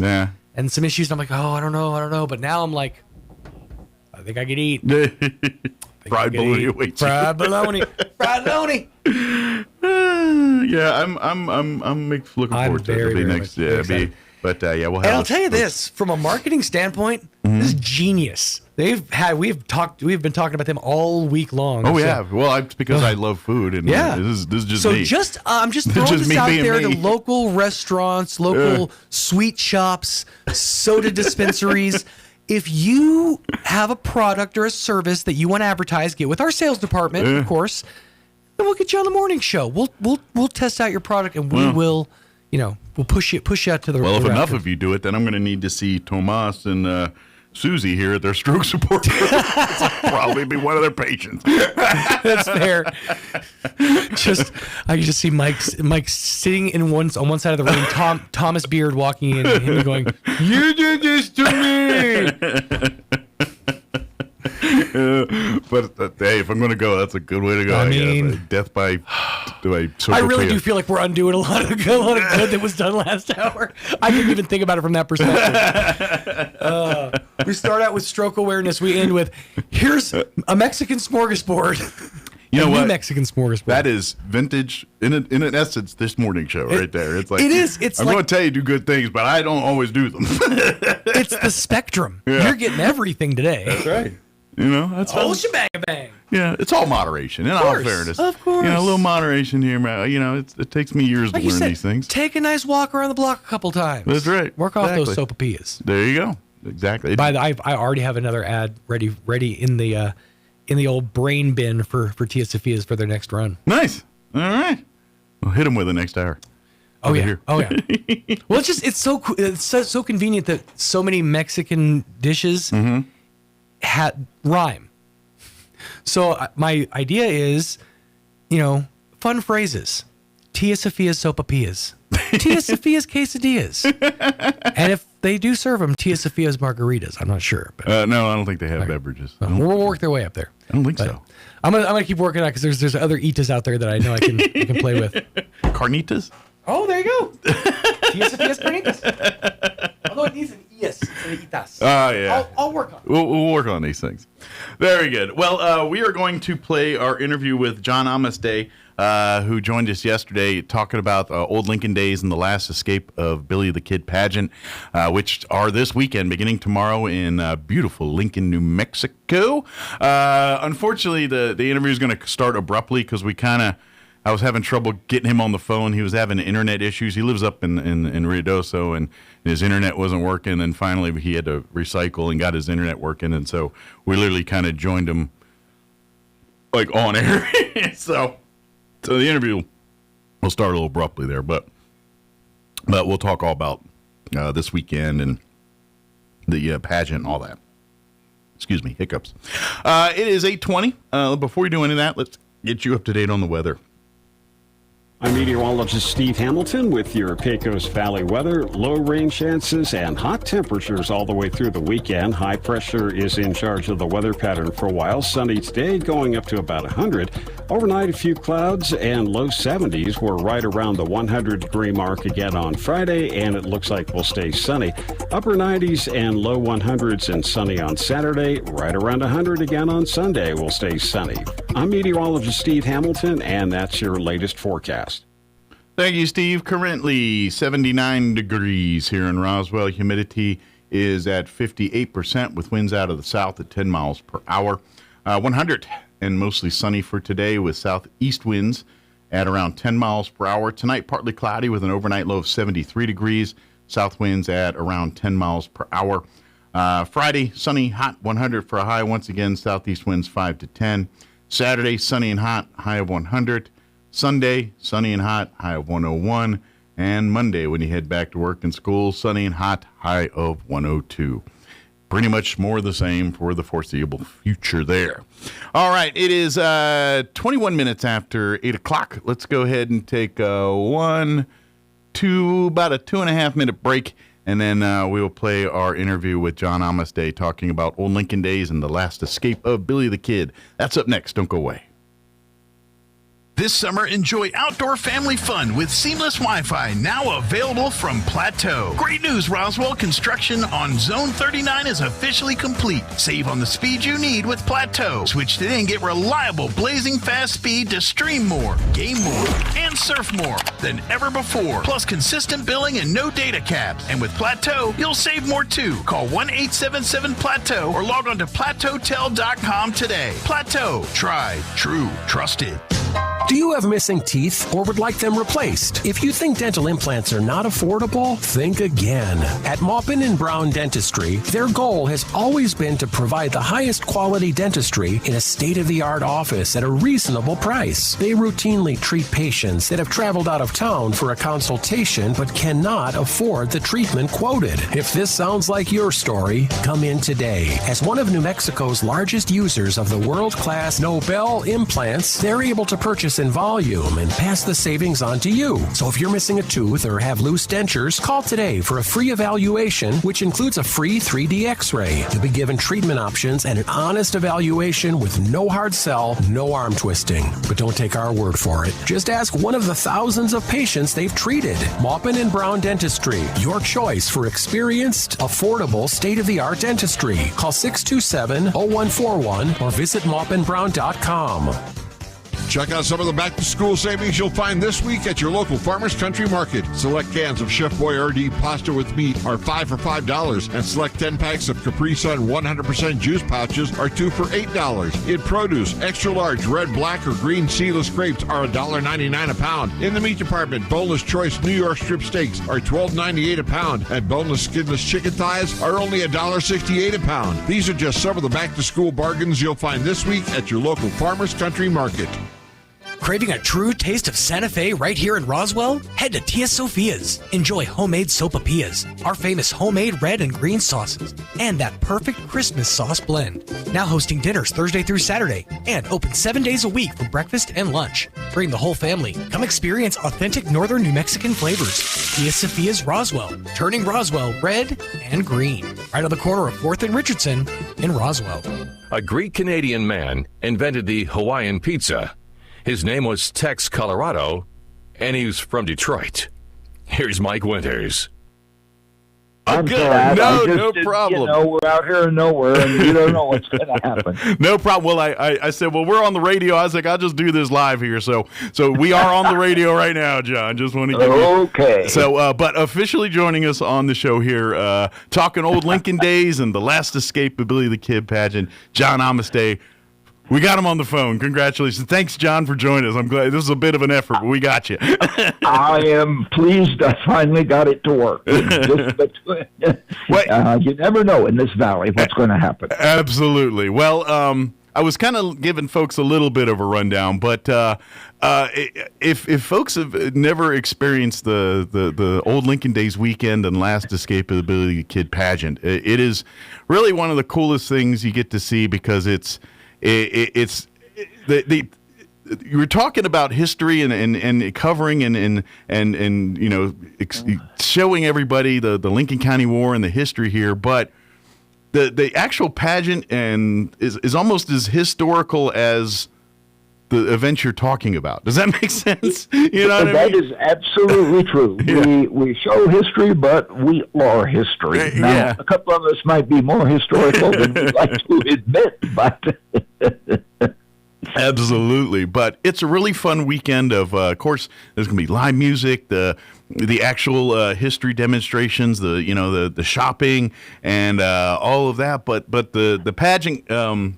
grounds are kind of the center stage Friday night, Saturday, and Sunday matinee for the last escape of Billy the Kid. Yes, and let me clarify, this year there will be no Sunday matinee. Okay, all right. Well, thank you for clarifying because I've been telling people, so I'm glad you clarified that for me. So right, a Friday and Saturday. And Saturday night, and it is better at night anyway. Yes, I was telling people that.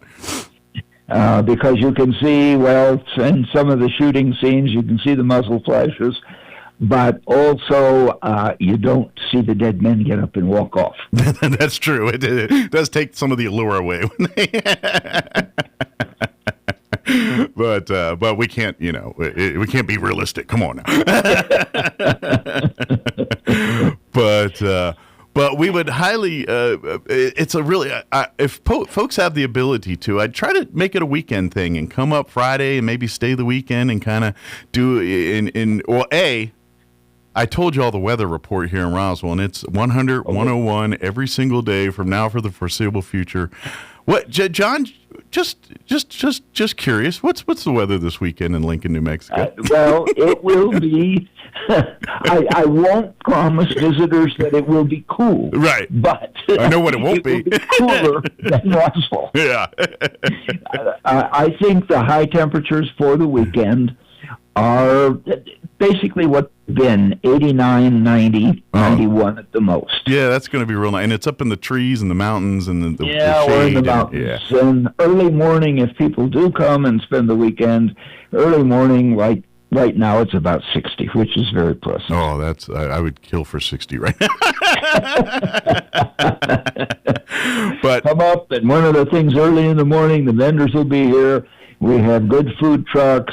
We have reenactors of various sorts. One is an old cavalry reenactor, and he makes old-fashioned coffee in a pot that is over the campfire, nice. Which is very good. And occasionally, I convince him to do his own recipe of apricot. Not pie, apricot, what's the word I'm looking for? Yes, cobbler. Okay. Over the campfire in a skillet. That sounds delightful. Yeah, it is. And there are other food trucks which are very good. Now, I got a question. Now, is he like keeping it like real cowboy coffee with the floating, the horseshoe kind of deal? Is it that kind of? Well, the cowboy coffee I learned to make working with one of the old cowboys is what you do is you always keep one of the little bags that your roll your own tobacco came in. One of the little cloth bags, and you put your coffee in there and put that in the coffee pot. That sounds probably a little bit better than what yeah, it is. what the others get there. But that's that's where I would, for folks, I say, even if you're not necessarily a history buff per se, coming out and enjoy the music, the food, the culture, the shopping, it's and then you're like, oh yeah, there's a great concert going on over here, and it's just a fun event, even if you're not per se. There are other living history exhibits. I have a cousin who's still doing a little mining over in White Oaks, and he has a portable mill and demonstrates panning gold and how a gold mill works. And occasionally, people who look at his exhibit find a few things. You never know. You might find a nugget or something, huh? You might find a flake. Anyway. Yeah, maybe not a nugget. I get little people's hopes up, but a speck. But it's a lot of fun, and so really, it kind of starts on Friday, all day Friday, right? All day Friday, and then of course all weekend. Yeah, and then all weekend, and even though there's no matinee pageant show on Sunday, other activities go on Sunday through mid-afternoon. Good deal. They usually do like the Cowboy Church, and I think there's like a little parade. Cowboy Church at 9 o'clock on Sunday morning. The parade this year will be on Saturday rather than Sunday. So it'll be a day earlier this year. So. Yeah. And then usually you have like live music on Sunday too, if I remember right. Yes, we do have live music on Sunday and Saturday too. We have a brass band that plays from the courthouse balcony. Oh, cool! That plays music that everybody knows more or less from the time. Obviously, Battle Hymn of the Republic and a few other things, but that's always nice. Yeah, and that'll be great as you're walking by there and all that in the courthouse. Beautiful. Hopefully it's in a big orchestra because that building's second floor. It's a 6-piece band. I know they don't want too much weight on them floors. But here's the thing too: if you've never actually visited Lincoln and seen the historic sites and stuff, the courthouse, the McSween House, the various other famous locations there in town. It's a great time to see it, and there's usually a lot more people to tell you more about it and some of the history. Because a lot of times, if you go on your own, depending on the time of day, you might just, oh, that's cool, look at it. But this weekend, you have people talking about it, telling you about it. There's a lot, ways to get your hands into things. Sure, there are a number of lectures about various things that primarily the State Historic Site has organized. Good deal. And so those are always interesting as well. Absolutely. And if you get time, if you're up in that area while you're doing the history, because generally, if I remember right, when you're at the courthouse there or at the visitor center, you can get a pass for either. If you've got time during the day when if you need a break from food and everything, venture on over to Fort Stanton and go tour that site too.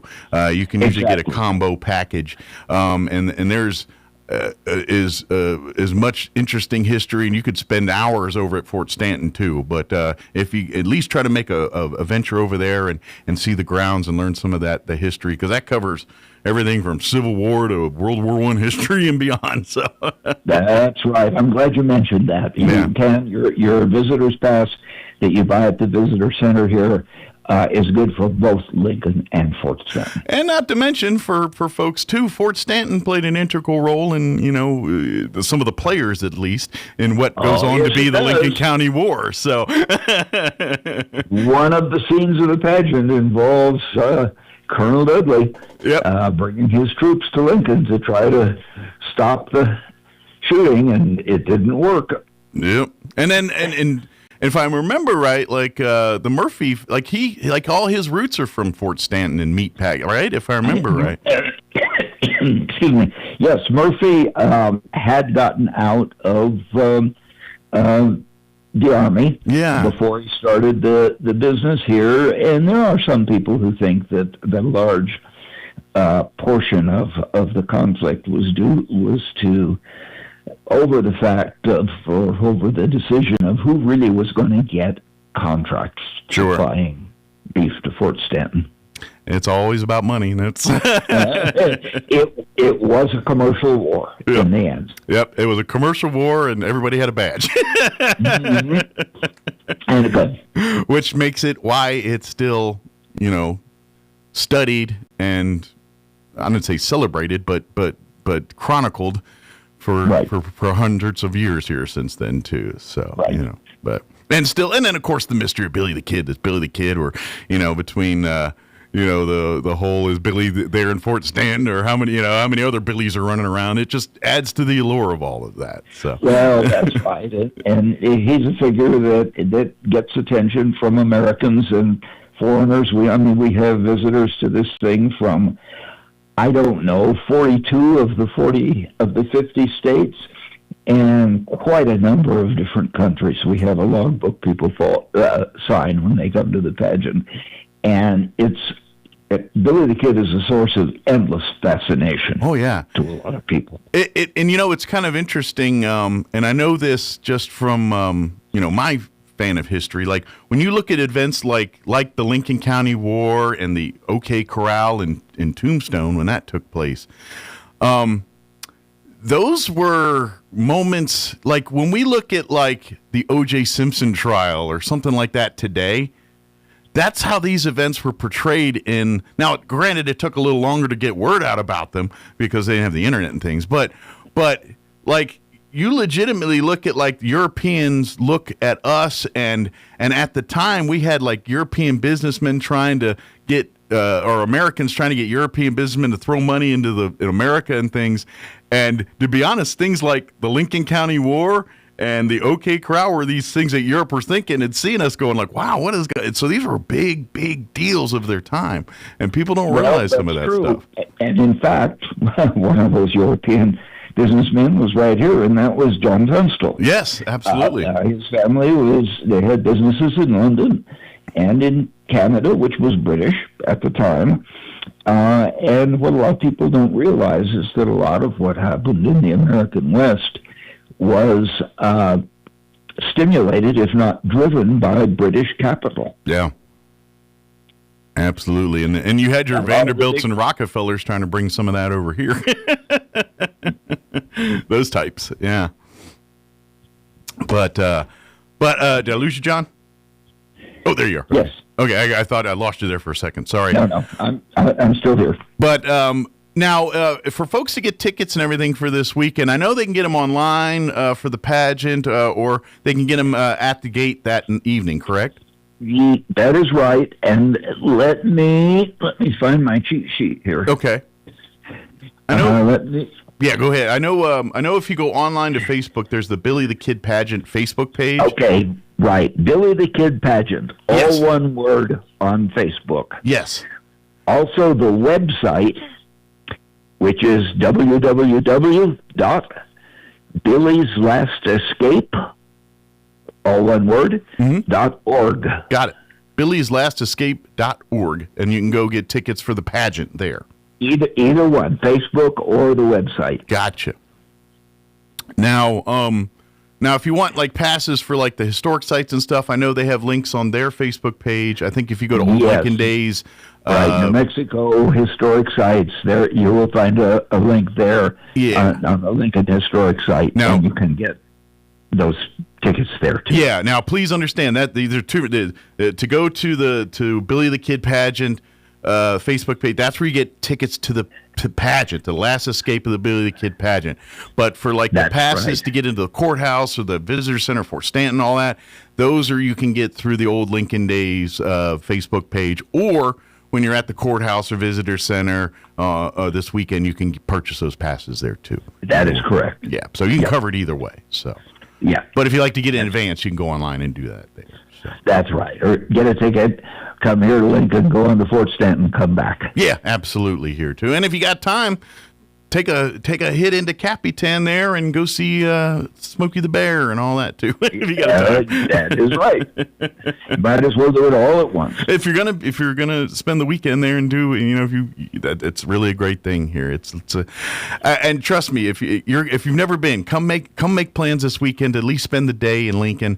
Come see the pageant grounds. Come see the show. Come see the live music. Come come learn history, come live the history, come see why why people come and see what's so cool about Lincoln, New Mexico. And by the way, it literally is cooler because it's going to be probably 10 to 15 degrees cooler than whatever we got this weekend. That is right. John, is there anything we missed? Anything we wanted to cover? Anything we wanted to share? I think that's pretty well it. I think we've been working hard on making repairs. The pageant ground takes a real beating during the winter. We've been sprucing it up. We've been working hard at that. We've been practicing. Got our dress rehearsal tonight, and we will be ready to go on Friday. What's just you is curious when, to get ready for the actual performance for this year. When does the performers and everything start doing their thing, kind of rehearsing and all that? Well, our committee, and we are a nonprofit, a 501c3 nonprofit, but our committee meets pretty nearly every month during the year. So we skip a couple of months, but basically we meet every month. We start our work days at the pageant grounds itself in June, after the winds and everything of the spring. Gotcha. So we start in June, and our rehearsals begin about 3 weeks before the date. Okay. Now, I'm kind of curious, because people forget, you've got actors, but there's animals. They all on horseback and everything. I mean, and that's right. Sometimes horses don't have the same ideas that people do. They don't have the same ideas. But I will say that in some cases, our horses know more and behave better than some of our actors. Our horses know their part. You forget your point, you forget your spot, the horse will get you there. That's right. You don't know exactly when you're supposed to go on. The horse knows. That's right. It's kind of like back in the day from the bar, right? You just they get him out of the bar, they put him on the horse takes him home, right? That's right. That's the New Mexico designated driver. That's right. But that's really fun, and I know that it's almost like a rite of passage for some of these guys to be like Billy and you know what I mean, right? What happens, and I mean it's happened to me, it's happened to everybody. Sure. A lot of our people are in several generations down of their families being in the thing.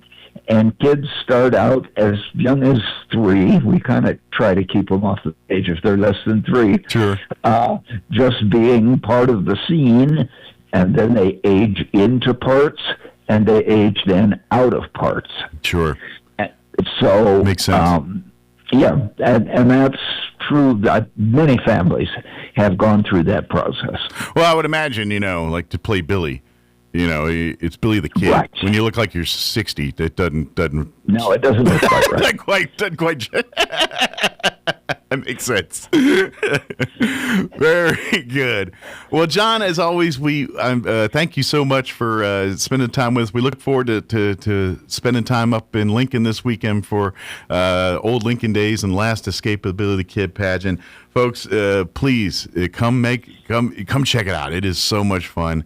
It is just a really one of the crowning jewels of Southeast New Mexico's Old Lincoln Days and that Billy the Kid pageant. So. And we certainly thank you. We consider you and your station really one of our partners in this whole event and affair, because you help us get the word out, and we do appreciate what you do for us as well. No problem. I got the easy part. Y'all have the hard work. Okay. Well, thank you, John, and we will see you this weekend. Okay. Thank you, Mike. We'll see you this weekend. All right. Take care. Bye-bye. All right, that was John Amistad talking the Last Escape of Billy the Kid pageant and Old Lincoln Days. It is this weekend in Lincoln, New Mexico, this Friday, this Saturday, and this Sunday. Again, you can get advance tickets for the pageant at Billy the Kid Pageant on Facebook. Again, Billy the Kid Pageant on Facebook. There is also the Old Lincoln Days Facebook page. That's run through the historic sites. There you'll find passes to purchase passes like the courthouse or the visitor center, Fort Stanton, et cetera, there. You can also get tickets at the door for each of those. But please note, there's only a Friday night and a Saturday night performance for the pageant this year. They've stopped doing the Sunday matinee. So, bummer, but the night one is the good one. It really is. It is the good one.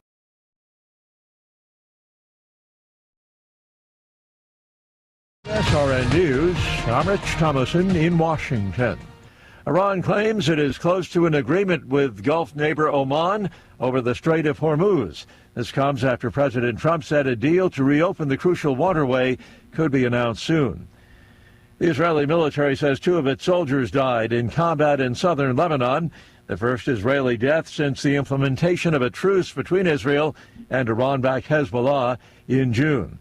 South Korea says its neighbor to the north is at it again, North Korea launching a missile of some sort off its east coast. Cooler weather is helping crews battling wildfires around Spokane, Washington. 850 buildings, many of them homes, have been destroyed by the flames. The opening bell sounding on Wall Street, and just ahead of that, the Dow futures were up, while the NASDAQ futures were in the red. More details, srnnews.com. Now, time for another Otis Advisory.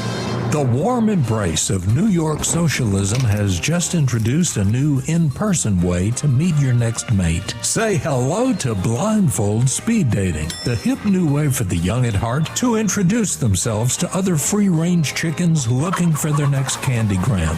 No peeking now. Keep that blindfold right there while you sniff around for a new bunkmate to share the washer-dryer with. And no talking either. Just feel around for lumps as you move through the ballroom. Leave those old dating apps behind. That's so last year. You'll want to pull on your rubber gloves first. You don't know where it's been. And use your smeller to sort animal from vegetable from solid state. And if you come up on one with their pronouns all pinned to their shirt, just move on to the next table. No questions asked. Now be careful though. People stink, some worse than others. So just say, show me your agenda, and look to see if anything is actionable. Naturally, we ask low whiskers to stop by the blindfold speed dating store for a tour. Don't talk to me right now, Uncle Otis. I'm not doing anything until I get out of these wet shoes. Now, all this might sound like a lot of eggs for speed dating, but you'll catch on quick once you get a good whiff of Mr. Lost and Found. So come on now, you can't win if you don't play. And remember, we do all this pro bono, so it's all free. That's the way we Otis. I'll see you at the Peace March. Meteorologist Steve Hamilton with your Pecos Valley weather. Low rain chances and hot temperatures all the way through the weekend. High pressure is in charge of the weather pattern for a while. Sunny today going up to about 100. Overnight, a few clouds and low 70s. We're right around the 100-degree mark again on Friday, and it looks like we'll stay sunny. Upper 90s and low 100s and sunny on Saturday. Right around 100 again on Sunday. We'll stay sunny. I'm meteorologist Steve Hamilton, and that's your latest forecast. All across America, this is the Red Apple Audio Network's Market Report, sponsored by Abacus Global Management. Good morning, I'm John Terrett. Markets were mixed on Wednesday. They couldn't decide which way to go. The Dow in the end was ahead with a new record by 0.5%. The Nasdaq was lower by 0.8%, and the S&P 500 could not quite make another closing record. It was down 0.1%, 0.2. Oil was tumbling. Bitcoin rallied on Wednesday. Company news, Disney earnings were boosted by parks and streaming. Toy Story 5 also gave them a lift. And they're allowing TikTok content creators to use Disney scenes and characters going forward. That's a big story. SpaceX was down sharply yesterday after their first earnings as a public company showed a very high AI spend of $16 billion. It also announced a new partnership with NVIDIA, the chip maker. The antitrust lawsuit challenging Paramount's proposed merger with Warner Brothers Discovery has been slated for March of next year by a judge. Do you like to get your lunch at Salad and Go? Don't bother. They've gone. They filed for bankruptcy yesterday and they've closed all their doors. A new report says at least 12 states have now reported cyber attacks against their water systems that may be linked to Iran. And later today, earnings from Airbnb, ConocoPhillips, Warner Discovery, and more SpaceX shares are unlocked and come onto the market. With business, I'm John Terrett. This is the Red Apple Audio Network's Market Report, sponsored by Abacus Global Management. What if the future of finance wasn't built around averages, but around you? At Abacus Global Management, we're reshaping financial planning around the most personal data point, your lifespan. But it's more than just insight, it's control. As a technology-driven asset manager, we're empowering investors with an integrated system to take command of your time, your future, your financial destiny. This is a new era of investing. Take control at abacusgm.com. It's almost time for the 90th Annual Lee County Fair and Rodeo, July the 31st to August the 8th in Lovington, New Mexico. And get ready for the hottest entertainment in the Southwest. July 31st, the Hispanic Heritage Celebration with Keith Nieto, Conjunto Rio Grande, and Mi Banda El Mexicano. August the 4th, after PRCA Extreme Bulls, it's the Logan Ryan Band and Baker Blankenship. Wednesday, August the 5th, Faith and Family Night with Crowder. August the 6th, Tough Enough to Wear Pink with Ernest. August the 7th, celebrate America's heroes with John Morgan and Chase Wright. Saturday, August the 8th, Volunteer Appreciation Night featuring Old Dominion. The Lee County Fair and Rodeo, July the 31st through August the 8th in Lovington, New Mexico. For tickets and info, go to leecountyfair.net. Hats off to 90 years. If you want to install a new roof, you can do it the cheap way or you can do it the right way. Jennifer here from Trustmark Roofing, and one of our customers recently found this out the hard way. He was going to hire us to re-roof his roof, but he found someone to do the job for $2,000 cheaper. Half a year later, this customer called us to re-inspect his brand new roof. Turns out this contractor was not a contractor at all. He had no license and no insurance. The roof was installed incorrectly and never had been passed by the city inspector. We had to re-roof his brand new roof, tear off the shingles and start from scratch. It was the most expensive $2,000 anyone has ever saved. If you need a roof installed the right way, you can trust who your neighbors trust. You can trust Trustmark Roofing for no obligation to the penny quote on your roof transformation. Call 575-755-ROOF. That's 575-755-7663. Trustmark Roofing, we put people first. Have you been looking for a dental office that's accepting new patients? Here at Carabelli Dental, we're proud to welcome you to our practice, where you will experience exceptional care with an outstanding team. With convenient appointment availability, it's a great time to experience personalized treatment, advanced technology, and a dental team dedicated to your smile. Come see the team at Carabelli Dental at the corner of 9th and Main in Roswell, or call 575-622-4455. This summer, enjoy outdoor family fun with seamless Wi-Fi, now available from Plateau. Great news, Roswell. Construction on Zone 39 is officially complete. Save on the speed you need with Plateau. Switch today and get reliable, blazing fast speed to stream more, game more, and surf more than ever before. Plus consistent billing and no data caps. And with Plateau, you'll save more too. Call 1-877-PLATEAU or log on to plateautel.com today. Plateau. Tried, true, trusted. When peace like a river attendeth my way, when sorrows like sea billows roll, whatever my lot thou hast taught me to say, it is well with my soul. Many will recognize the first verse to this well-known hymn. But what if you're in a place where you can't say, it's well with my soul? Well, I want you to know that God is still there and he's still listening. Psalm 91 says, those who love me I will deliver. The first verse of a new play on an old hymn by a group called Mercy Me goes like this. Make it well with my soul. Don't let me face this loneliness alone. Make it well with my soul. I need a peace that only heaven knows. Jesus, could you please just sit and cry with me till I can sing, it is well with my soul. Even if your soul doesn't feel well, God is still there and will guide you to a place where your soul can be well again. Trust in him. Join us at the Country Club Road Church of Christ for worship at 10 a.m. on Sunday, located on the corner of Country Club and Washington in Roswell. This is a nasty little termite. It loves nothing better than to eat your house, your subfloors, your walls, around your windows, and then they swarm around taunting you. We're eating your house. We're eating your house. You'd like to kill them, wouldn't you? But you don't want trenches dug around your home, and you don't want holes in your foundation. That's where Dow AgroSciences and the Centricon Termite Colony Elimination System come to the rescue.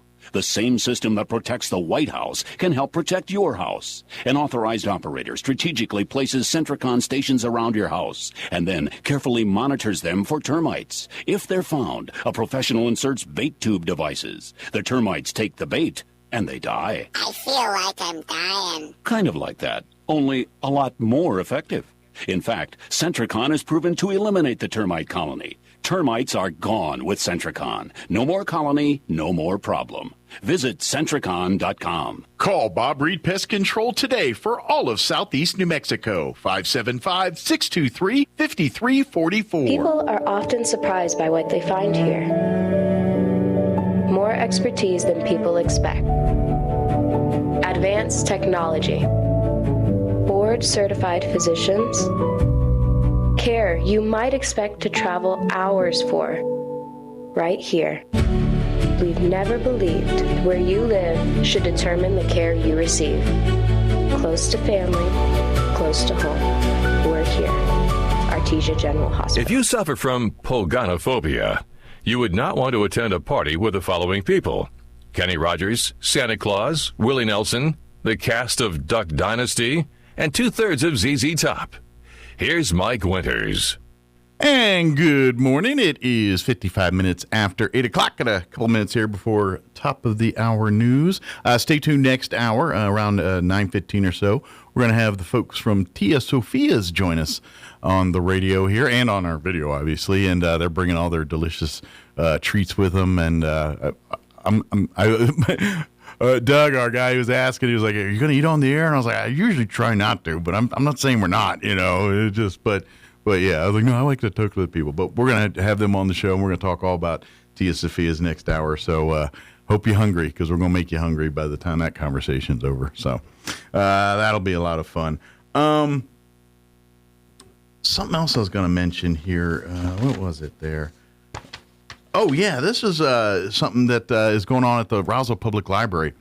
They had their first session this past Saturday, but each Saturday this month at the Roswell Public Library, they are doing an artificial intelligence class, information class, workshop, or whatever.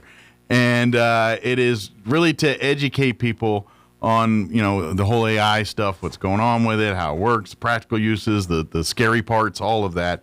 Even talking about data centers and what that means. But the classes are every Saturday this month from 3 to 4 p.m. at the Roswell Public Library. No computer needed, no money needed, just show up. And the class is taught by Sean Jipp. And if you have any questions... He doesn't sound real. Well, the name seems like a... I don't know. I say stage name, but I don't think that's the name they use well, anymore. I'm wondering if it's like an AI like chatbot or something. Could be. Your name is Jip. I mean, come on. But call the library, 575-622-7131. Speaking of this, did you see the golf thing? No. On the news? Like, so like when they do the amateur golf, whatever, it's Nola Begay and those guys are like the announcers. Uh-huh. But they're going to have a third announcer with them that's AI. That's completely an AI thing. And he's going to, and I'm not sure if he's like the play-by-play for the golf or or just a color analyst. I don't know. I feel like Christian Bale on that one said, "Oh, good for you." Sean's not a fan of this stuff. No, you know, okay. Did you hear about what happened yesterday? This is terrifying. We don't have the time really to talk about it. Yeah. But I can't remember if it was Anthropic or OpenAI or one of them was running essentially a test. Yeah. These two generative AI got out of the bounds of the control of the researchers that were running this test. Yeah. It got into what's called GitHub. Okay. It's like a centralized server a lot of people use. All right. And it proceeded to change the code to like become people that were on GitHub. Mm-hmm. And when the scientists, when the researchers caught on to this, the AI started changing its code in the back end to look like it didn't do anything. Wow. Diabolical. All on its own. Yeah. This should be terrifying to people. Why are you laughing? They laugh harder. Wake up, sheeple. Look, I'm sorry. I'm exaggerating, but my God, it's terrifying. No, I when you get put what you're it saying. It is into scary. those bounds. The fact that and this isn't the first time that AI's attempted to take control of itself. Yeah. It's like, what happens when we don't? The only reason we caught it is because we were actively watching. Like the researchers were actively watching for this. Yeah. And that's the only reason it was caught. But Well, I saw the Will Smith movies. I know it's going to happen. It will happen. I'm just hoping that it's, at least there's long Tia in the Sophia's. At least there's delicious Mexican food. Sleep in that pocket of the sopapilla. Build me a sopapilla fort. Keep all my stuff in them pockets. Yeah. That's handy. But anyway, go to the class. If Yeah, that do that. just scared the living bejesus out of you there. Learn more. Oh, man. All right, it is 9 o'clock. You're listening to 106.5. I love this show. You're listening to 106.5 Russell's Talk FM. We're all gonna die. KEND, Roswell, New Mexico. Breaking news this hour from Town Hall. I'm Rich Thomason. His Senate committee has voted to hold Dr. Anthony Fauci in contempt of Congress. Senator Rand Paul, chair of the Homeland Security Committee, saying there's nothing whatsoever punitive about it. Seeking the truth is not a witch hunt. Accountability is not vengeance. Accountability is what stands between the American people and a repeat of the mistakes and the very real consequences of the past. The vote follows Fauci's repeated refusal to answer any questions during last week's hearing on the COVID-19 response. He refused to answer after delivering a statement attacking Paul's motives. The committee voting to refer Fauci's case to the Department of Justice for possible prosecution. Wisconsin is next up, the latest state where the battle over the direction of the Democratic Party will play out. The state's gubernatorial primaries Tuesday, pitting a far-left Democratic socialist against a challenger, has been endorsed by Governor Tony Evers. The U.S. and Iran are in agreement. Both parties say that a deal is near on a crucial Mideast waterway. Iran and Oman have moved closer to an agreement on the Strait of Hormuz. The strait's closure has driven up global fuel prices. But speaking Wednesday in Las Vegas, President Trump said the price of oil has stabilized somewhat recently and predicted it will drop whenever the Iran war is over. We may have to send it up again. We may have to, you know what happens when we send it up, but we hope we don't have to. But when that oil and gasoline go down, everything else follows. Regional officials tell the AP that Iranian and Omani negotiators have finalized a deal pending approval from Iran's supreme leader. I'm Mike Hempel. Unemployment applications edged higher last week, rising by 1,000 to 199,000. On Wall Street this hour, the Dow down 142 points, while the NASDAQ is trading 36 points higher. More on these stories, townhall.com. If you're drowning in IRS debt and can't afford to pay, then you need to take advantage of special IRS tax programs that are available and free yourself from IRS collection efforts once and for all. Due to the financial hardship consumers are facing throughout the country, the Internal Revenue Service has made it easier to settle delinquent tax problems. An open phone line has been established by Community Tax for consumers to call and see if they qualify. Take down this number or store it in your cell phone, but call the Community Tax Helpline, 800-305-6762. If you owe back taxes to the IRS and cannot afford to pay them back, or even if you have years of unfiled tax returns, there's no need to fear anymore. But you have to call the Community Tax Helpline today at 800-305-6762 for the help that you need. Don't take on the IRS alone. They can attack your wages, savings, pension, home, and even your Social Security check. That's 800-305-6762 for your free consultation and to see if you qualify. That's 800-305-6762. British researchers reporting a breakthrough in clinical trials of vaccines that do not require refrigeration. These trials were on the tetanus diphtheria vaccine. It's normally a liquid, but a sugar called tremulose was used to stabilize the vaccine as it was turned into a dry powder. Some plants use this sugar to protect their cells during drought. The resulting vaccine was stored at room temperature for up to a year and then rehydrated for trials involving 60 volunteers. The researchers said the vaccine was safe and appeared to produce similar immune responses to the conventional vaccine. That's the BBC's James Gallagher. Health workers at the epicenter of Congo's Ebola outbreak are protesting over unpaid wages. They abandoned several public health facilities earlier today, demanding to be paid. The protests are taking place in a region which accounts for almost 90% of Ebola cases in the country.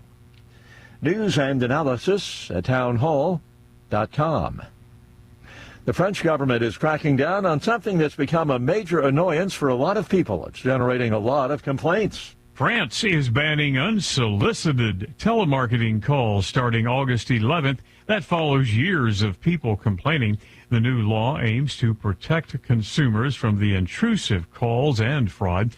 Previously, people had to opt out of marketing calls. Now, companies making the illegal calls can face some very heavy fines. Similar measures have been implemented in Germany. The United States, well, we only have the opt-out option, and many say that doesn't always work. Jason Walker reporting. Utah can enforce its strict anti-gambling laws on prediction markets like Kalshi and Poly Market, that under a federal court ruling. Kalshi had asked a judge to prevent the state from enforcing restrictions on the platform. More on these stories, townhall.com.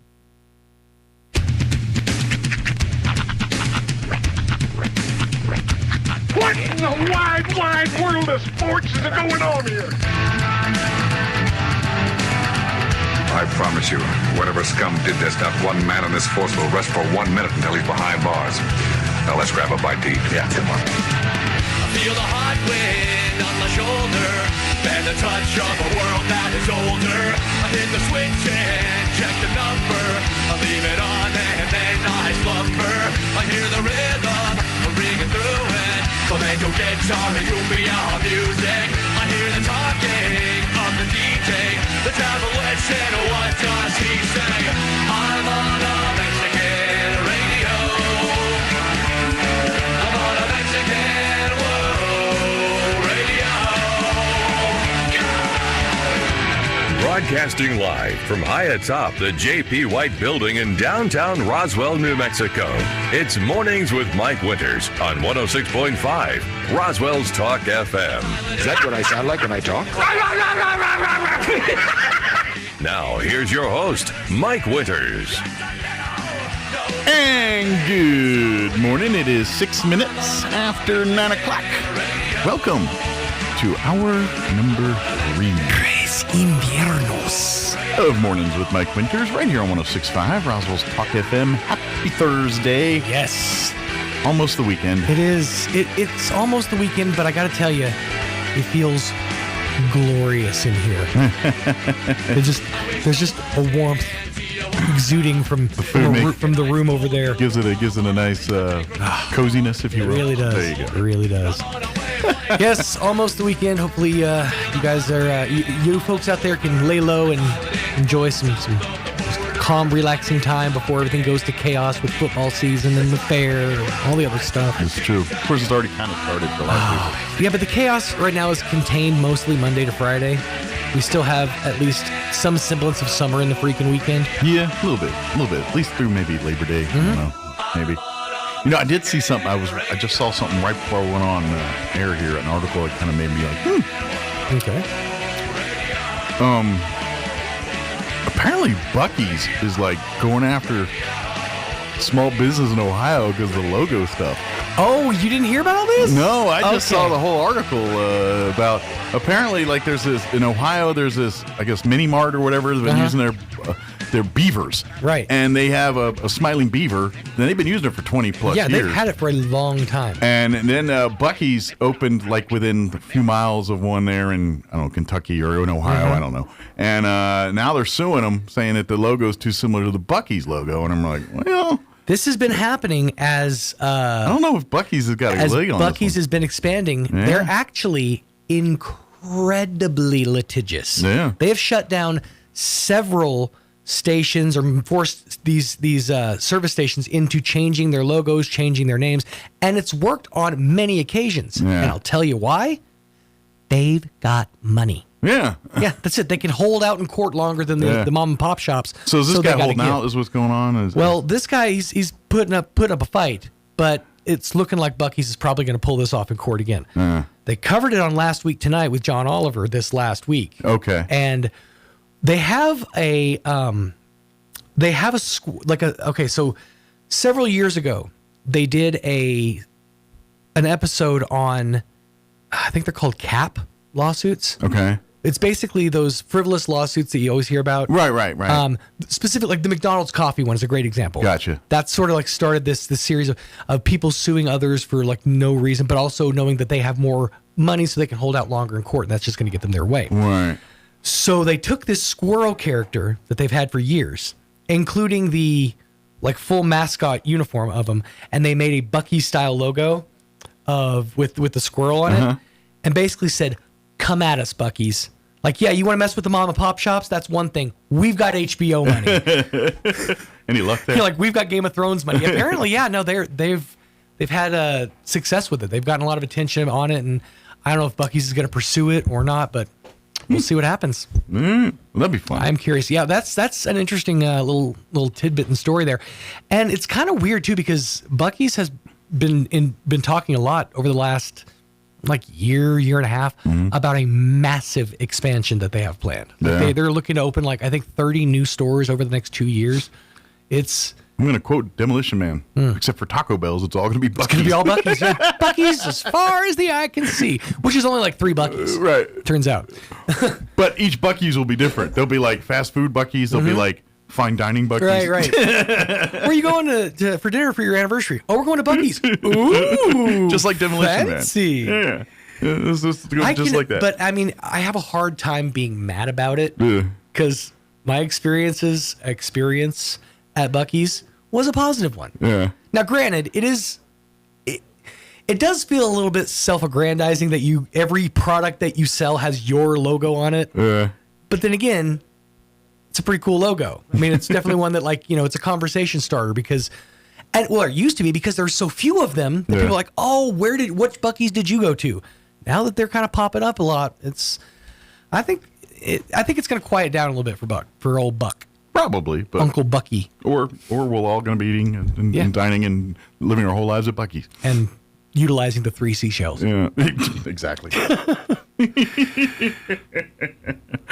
right, if Demolition Man was so prophetic, you'd think they would have predicted Cyclospora from Taco Bell.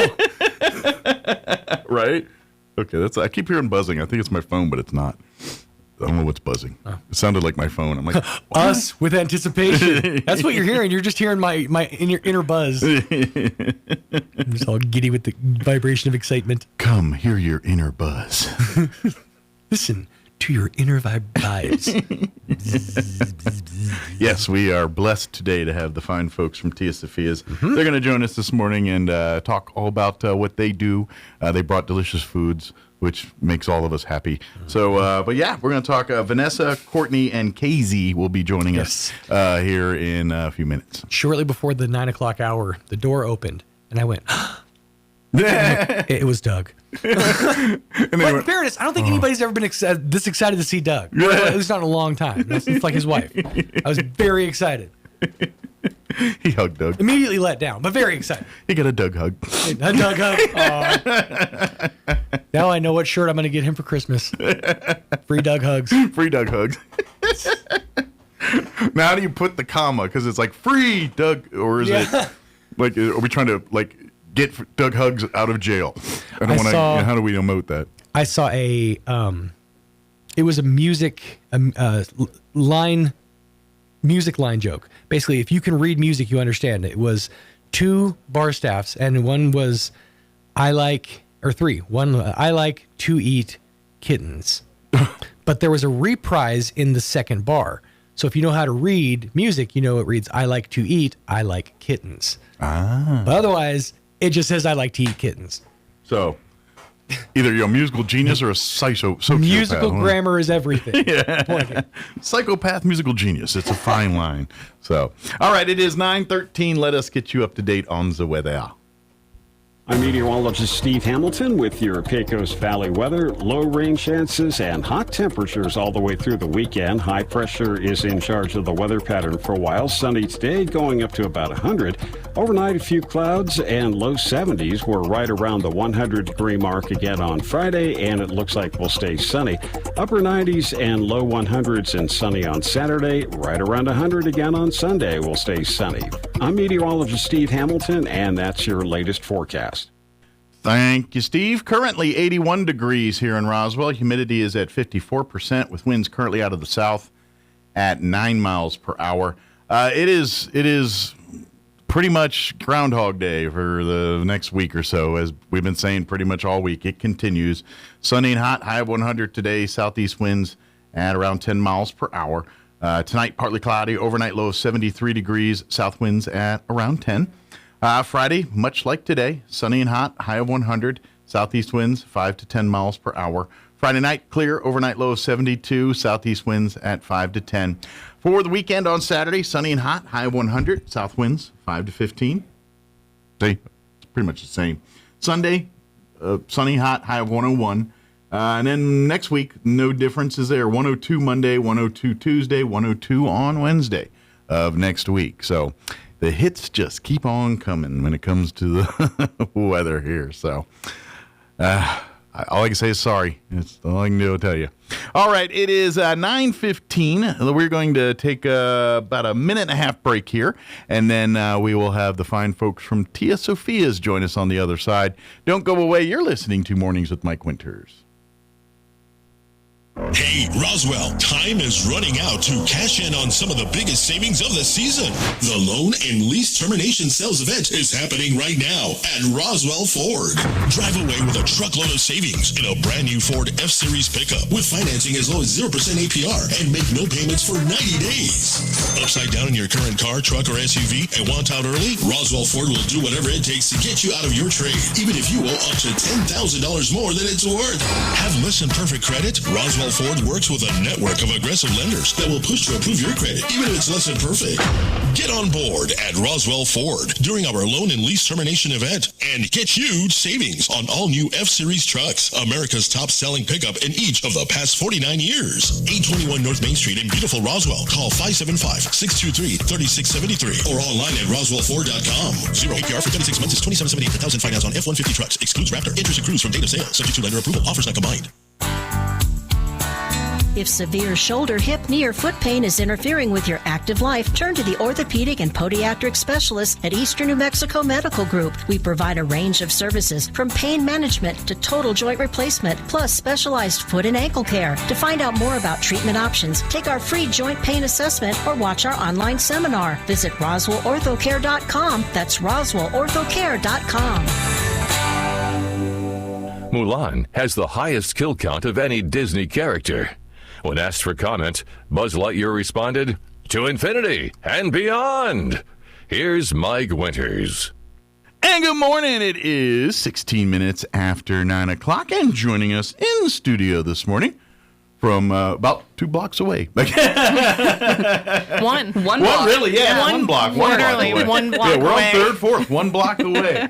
Vanessa, Courtney, and KZ joining us this morning from Tia Sophia's. Good morning, ladies. Good morning, Mike. Thank you for having us. Thank you for having us. Thank you for coming to Roswell. Like, this is, like, I don't know if you've heard, like, how I found out about Tia Sophia's, but like, I do the morning show, so I interview people, and so I talk to, like, legislators and a lot of, elected officials, and they spend a lot of time in Santa Fe. And I'm one of these guys, it's like, you're there for 2 months, where do you eat? What do you do? Yeah. And every single one of them talk about Tia Sophia's. Every single person talks about Tia Sophia's. I had Teresa Ledger Fernandez on just about a month ago, right when y'all just opened. Oh, yeah. And she was in town, and I said, by the way, Tia Sophia's just opened 2 blocks over. She goes, oh, really? I got to. And she's like literally talking to her people, like, can we get in there and get on over? Exactly. It's an institution in Santa Fe for sure. Yeah. We've been around 51 years up in Santa Fe. Yeah, and you're literally a staple. It's like it is. And we come from a family of restaurateurs, and so. So how did you migrate to a Roswell location? Did the family just say we're going south because we like it hotter? Or how did this work? Well, my daughter Courtney moved down here. Okay. What, 4 years ago? Yeah, about 4 years ago. Okay. Yeah. And they had been living with us, and so 3 of the 5 grandkids are hers. Gotcha. And when they moved out of the house, it killed me. Oh, I know. I was like, thank you for having kids. You brought Tia Sophia indirectly. She really did. We were visiting, 3, 4, 5 times a month just because they're family. Right. And so we were down here one day, and we were finding a place to have lunch on a Sunday. And my husband said, how would you feel about opening a second Tia Sophia's in Roswell? And my first thought was, well, don't throw me in the briar patch. Right. If I get more time with my family, I'm happy about that. I'm listening. But I told him, I said, don't threaten me with a good time. And that's literally the quote that I said. It was said, don't threaten me with a good time. And we just kind of put it out there that this is kind of a place where we could do a second restaurant. I feel like my husband really wanted his own branch of the family tree because he bought the restaurant from his parents. Gotcha. So it truly has been a family-run restaurant. Gotcha. And this is kind of like the next branch on the tree, so to speak, or the next generation or next evolution, so to speak. It is. Yeah. And so it's been a endeavor, and we found the building with the help of Courtney's husband, and we've just been having a good time running it and doing it. Yeah, the food's been amazing, but let's just say if they've given you a hurdle, like potential, like you've kind of seen it in the first, between plumbing issues. Yes. There's like there's a list. But, there is definitely a list. But it's one of those things that makes you stronger. Sure. You grow, you learn, and it's forced Courtney to step more into the manager role while I focus on the issues that have come up that we've been able to fix. Sure. And so it's meant that Courtney's had to get her feet really wet. Trial by fire, literally, on this here, too. But it also does help that Tia Sophia's has been around for 50-plus years. Correct. And we kind of know a thing or two about a thing or two, and so we've seen something like this before. Yes, exactly. And so, it's like, guess what? Now it's your turn to get to experience that. But does it? I would also argue too, though. But does it kind of make the victory sweeter a little bit? Like despite, I mean, yes, you'd rather not have those issues, right? But that being said, once you overcome them and like things are like where you want them, you're kind of like, all right, it's that light at the end of the tunnel, right? Yeah, I get that. It's a sweet feeling. Yeah, I get that, and so now all we, the public, have to do is just come see the winnings. Come sample. Come try breakfast, lunch, or dinner, and see. Now, I'm curious. Does this menu mirror to the one in Santa Fe, or are they two different menus? So it mirrors Santa Fe. Okay. Down to a T. Gotcha. Okay. Breakfast and lunch do, and it's kind of neat. We had a longtime customer in Santa Fe named Pat Casey. He was an attorney. Pat Casey would come in every day, twice a day, breakfast and lunch without fail. And he unfortunately passed away. And he always ordered off menu. So we put on our menu the Pat Casey special, which is the one thing he ordered. That was his go-to staple. Yes. And the reason why that's important is I've had attorneys here in Roswell that have come in and they're like, is that Pat? Like Pat Casey? The Pat Casey? And so it's very fitting for Pat because he never met a stranger, and that attorneys here know him. And so that was our little nod to Pat. And so it's nice to have that translate down here. Sure. New for us, though, is the dinner menu. We don't serve dinner up in Santa Fe at all. That is an exclusive Roswell. Yes. That is exclusive to Roswell. Very good. And Courtney, I think, worked with our head chef at the time to come up. We have a very specific to Roswell. We have a dinner plate called the Roswell plate that we also do as a lunch special. So if you want to talk about the beans? Spill the chili? Let's say spill the tea, but that's not appropriate. No. we can smother the chili. Yeah. Smother it in chili, girl. You got this. Red, green, or Christmas. Right. So, yeah, it was a lot of fun coming up with the exclusive dinner menu. Gotcha. So, yeah, our Roswell plate, it's a thin-cut Black Angus steak. We are cow country, so yeah. Yes, and served with either a chili relleno or a cheese enchilada. Nice. And then either refried beans or whole beans and rice. And you can smother it red, green, or Christmas. Nice. And that has been a very highly popular dish since we've It's been a kind of a Roswell staple and everything. Yep. Yeah, I've got to admit, I've kind of I don't know if I can like name a favorite yet because I've kind of had a couple things and I keep missing breakfast. Like that's the one because I'm here or just my weekends aren't worked out where I could get out in time. Well, you'll be happy to know we brought you an entire set of 6 wonderful things that we serve. We've got huevos rancheros for you. We've got blue corn pinon pancakes. Nice. We have. I've been seeing that on the menu. I'm like, dude, that's actually so one. They're Yeah. there. Okay. We also brought your counterpart. He was talking about fried bologna. Yeah, that's now him and I. That's kind of our old poor people growing up as a kid, and your grandma fixed your fried bologna kind of thing. Yeah. So it hits that note. But we brought some 2 eggs and toast and some fried bologna. Awesome. Carne adobada. So we just brought a little bit for y'all to try back there. Man. Yeah, there's a breakfast burrito. I swear I'm gonna give you full time. I'm not gonna end this early to go eat. I promise. You're fine. You're so great. We would understand. I mean, food. I was thinking, hey, we're done. Thank you, guys. We'll see you later. Get out so I can eat. Exactly. So, all right, now I'm gonna put you on the spot. Okay. Like, what's your go-to? Like when you're hungry. Mm-hmm. Like, what's your menu go-to? So my grandson, Bronson, who just started kindergarten this year, got me started on the cheese enchiladas red and eating them with tortilla chips. So that's kind of my I get go-to. that. No, I get it's like nachos, but And he got it from one of our servers, Adonica. Okay. She was doing it, and he was at the restaurant. Is that going to be a menu one day. item now? Can I request the nachos? I mean, you get them with but you can get the red chili cheese enchiladas and just get a basket of chips and do it yourself. That's Yeah. exactly what I do. Yeah. But maybe we make it a menu item just to remind people. So hey, try them with the chips. grandkids, all the grandkids, including Casey here, have a menu item on our children's menu named after them. So what's your go-to or what's your signature? So on the kids' menu for breakfast, I have the Casey's French toast. Okay. And then on the lunch menu, it's Casey's quesadilla. Ooh.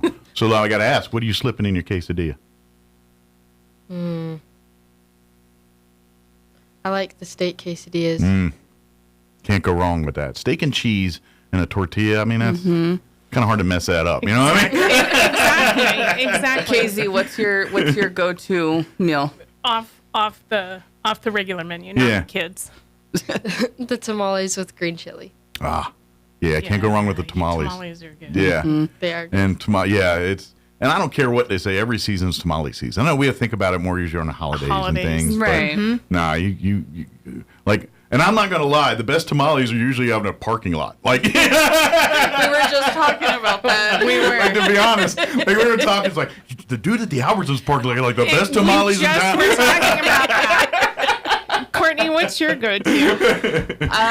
So one of my go-tos is I get a ground beef stuffed sopapilla, and I add rice in it. Okay. And then I top it with 2 over medium eggs with red chili and cheese. Chef's kiss. Nice. Now that gets me to my next subject, the sopapilla, because and I've said it. And I'm like, I know it's a bold statement. And now pull back the curtain. I'm not native New Mexican. I've been here since the '90s, so I've got a long history. But I'm not native, and I'm prepared to say that, like you guys, I have never had a better sopapilla than what you guys do. So our sopapillas are still made by hand. Got it. So they're not mixed in a mixer. Our biggest adjustment with the sopapillas is that in Santa Fe we're at 7,000 feet. Okay. So we had to readjust, our recipe. Makes sense. For half that elevation. And it's turned out really, really well. But the recipe is they're made by hand. There's no mixes. They measure everything. They make them every morning. Like I like sopapillas, and like when I go to a restaurant, I'm like, oh nice, got sopapilla. Now I'm like, they better give me my sopapilla. You know what I mean? It's almost it's a bar. I'm here for it's the soap. Like this is I love this part, but I'm really here to make sure I get that at the end. You know? Exactly. And they come with our meals, so everybody for lunch and dinner, everybody gets one, and most people like to pour honey on them. Some people like to put they eat it with their chili, right? The cinnamon sugar, all that. Is there a breakfast sopapilla option? Like, can we?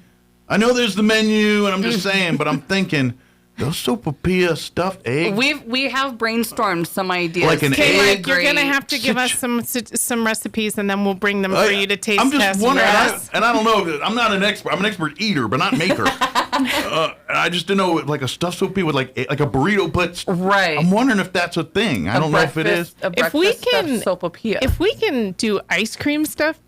Sopapillas, I'm sure. Yes. Yeah. Okay. And I don't know if you like a smother job or like a handheld. I'm not sure what's the way to go. Are you requesting that it be named after you, the Mike Winters stuffed breakfast sopapilla? Hey, I'm down with that. Okay, because we I'm not can gonna do lie. that. We can do that. The guy next room, you'll make him uber jealous. Like his whole goal in life is to be named after a sandwich or something. He wants fried that bologna. You know what? If you give him fried bologna, I think he'd name a kid after you. If you're willing to. If you're willing to be a guinea pig, we can try this for you. It's only a block away. Mike, I got your stuffed breakfast sopapilla. You want to try it? I'm just thinking, maybe, and I'm thinking it could be even like, I'm thinking like your French toast idea. Like it's a little savory sweet situation going on. Like maybe, I don't know. Kind of like a breakfast, like a Monte Cristo Mexican thingy going on. Thinking, I'm just saying. Monte Cristo. Yeah. Well, the sopapillas tend to lend themselves to the sweet side too, so that would work. But we've done Frito pies in sopapillas. That'd be pretty amazing. Like you just filled it, right? Like instead of the bag. Screw a soup bowl. Give me a fajita sopapilla. Exactly. No, that's not the right word. Frito pie. Frito pie sopapilla. That's what I want. Where the sopapilla becomes the bag. We've done that up in Santa Fe quite a bit. So. That's great. So a breakfast sopapilla is not out of the question now that you're bringing it up. Saying, I think like if all the this is like if we go into the lab, this is maybe the direction I'm thinking. Well, if I go into the kitchen and then I can text you and say, "Hey, we have the first iteration of the Mike Winters breakfast sopapilla." Yeah. Yeah, I will sacrifice for the team to go there. There you go. But in the meantime, folks, come if you have not had breakfast, lunch, and or dinner or any of the above. Come visit Tia Sophia's. It's family. It's a family restaurant, family dining. It is. I keep calling it quintessential New Mexican cuisine. Thank you. Like it is. Like I'm not gonna lie. Since growing up in since living in New Mexico and being here, I've become a Mexican snob, food snob. Mm-hmm. Texas disappoints me. Every time I'm like, as soon as I go to Lubbock, I'm like, I'm not eating Mexican food. It's just a waste of time to eat Mexican. No, they got shut up. We're not Tex-Mex. Right. And Mexican food from Mexico is amazing, but it's not quite the same as New Mexican. No. It's a different, and so that's why I'm like, if you want a New Mexican restaurant, Tio Sophia's is absolutely that is New Mexican food. Thank you. That is like if you want a definition, that to me that's quintessential. And there's a difference between northern New Mexican and southern New Mexican food. Well, and like you get like other places they'll do like a Jalisco style and all that, and that's not New Mexican. That's not saying it's not bad. It's delicious, but it's different styles, different. And your guys' Mexican food is New Mexico tradition. It is. And one of the things we've stressed is no, we don't have menudo. We don't have ceviche. We don't have those Mexican dishes. But for us, that ensures that there's room on the street for anybody. Sure. Meaning, if you have a favorite restaurant that you get that at, go patron them. Absolutely. Go patron them. If you want some different northern New Mexican food where we celebrate the chili and the heat. Beauty of enjoying local business. Exactly. Where you're like, I go here for my sopapillas, I go here for my menudo, I go here for my barbecue, whatever that is. Exactly. That and is. So there's room for everybody on the street is how we look at it. Yeah. That's the way and so come make it a part of your rotation of places you come to see. And I will tell you this, and part of it's proximity, but I know there's a lot of teachers and educators that they're full on versed with Tia Sophia's, because a lot of them will walk over from the admin building. Yeah, they're, they do. They're kind of a block away. I mean, it's convenient downtown, Right. but the word gets out. I mean, it's out there. But too, also, and so, I'm a retired educator.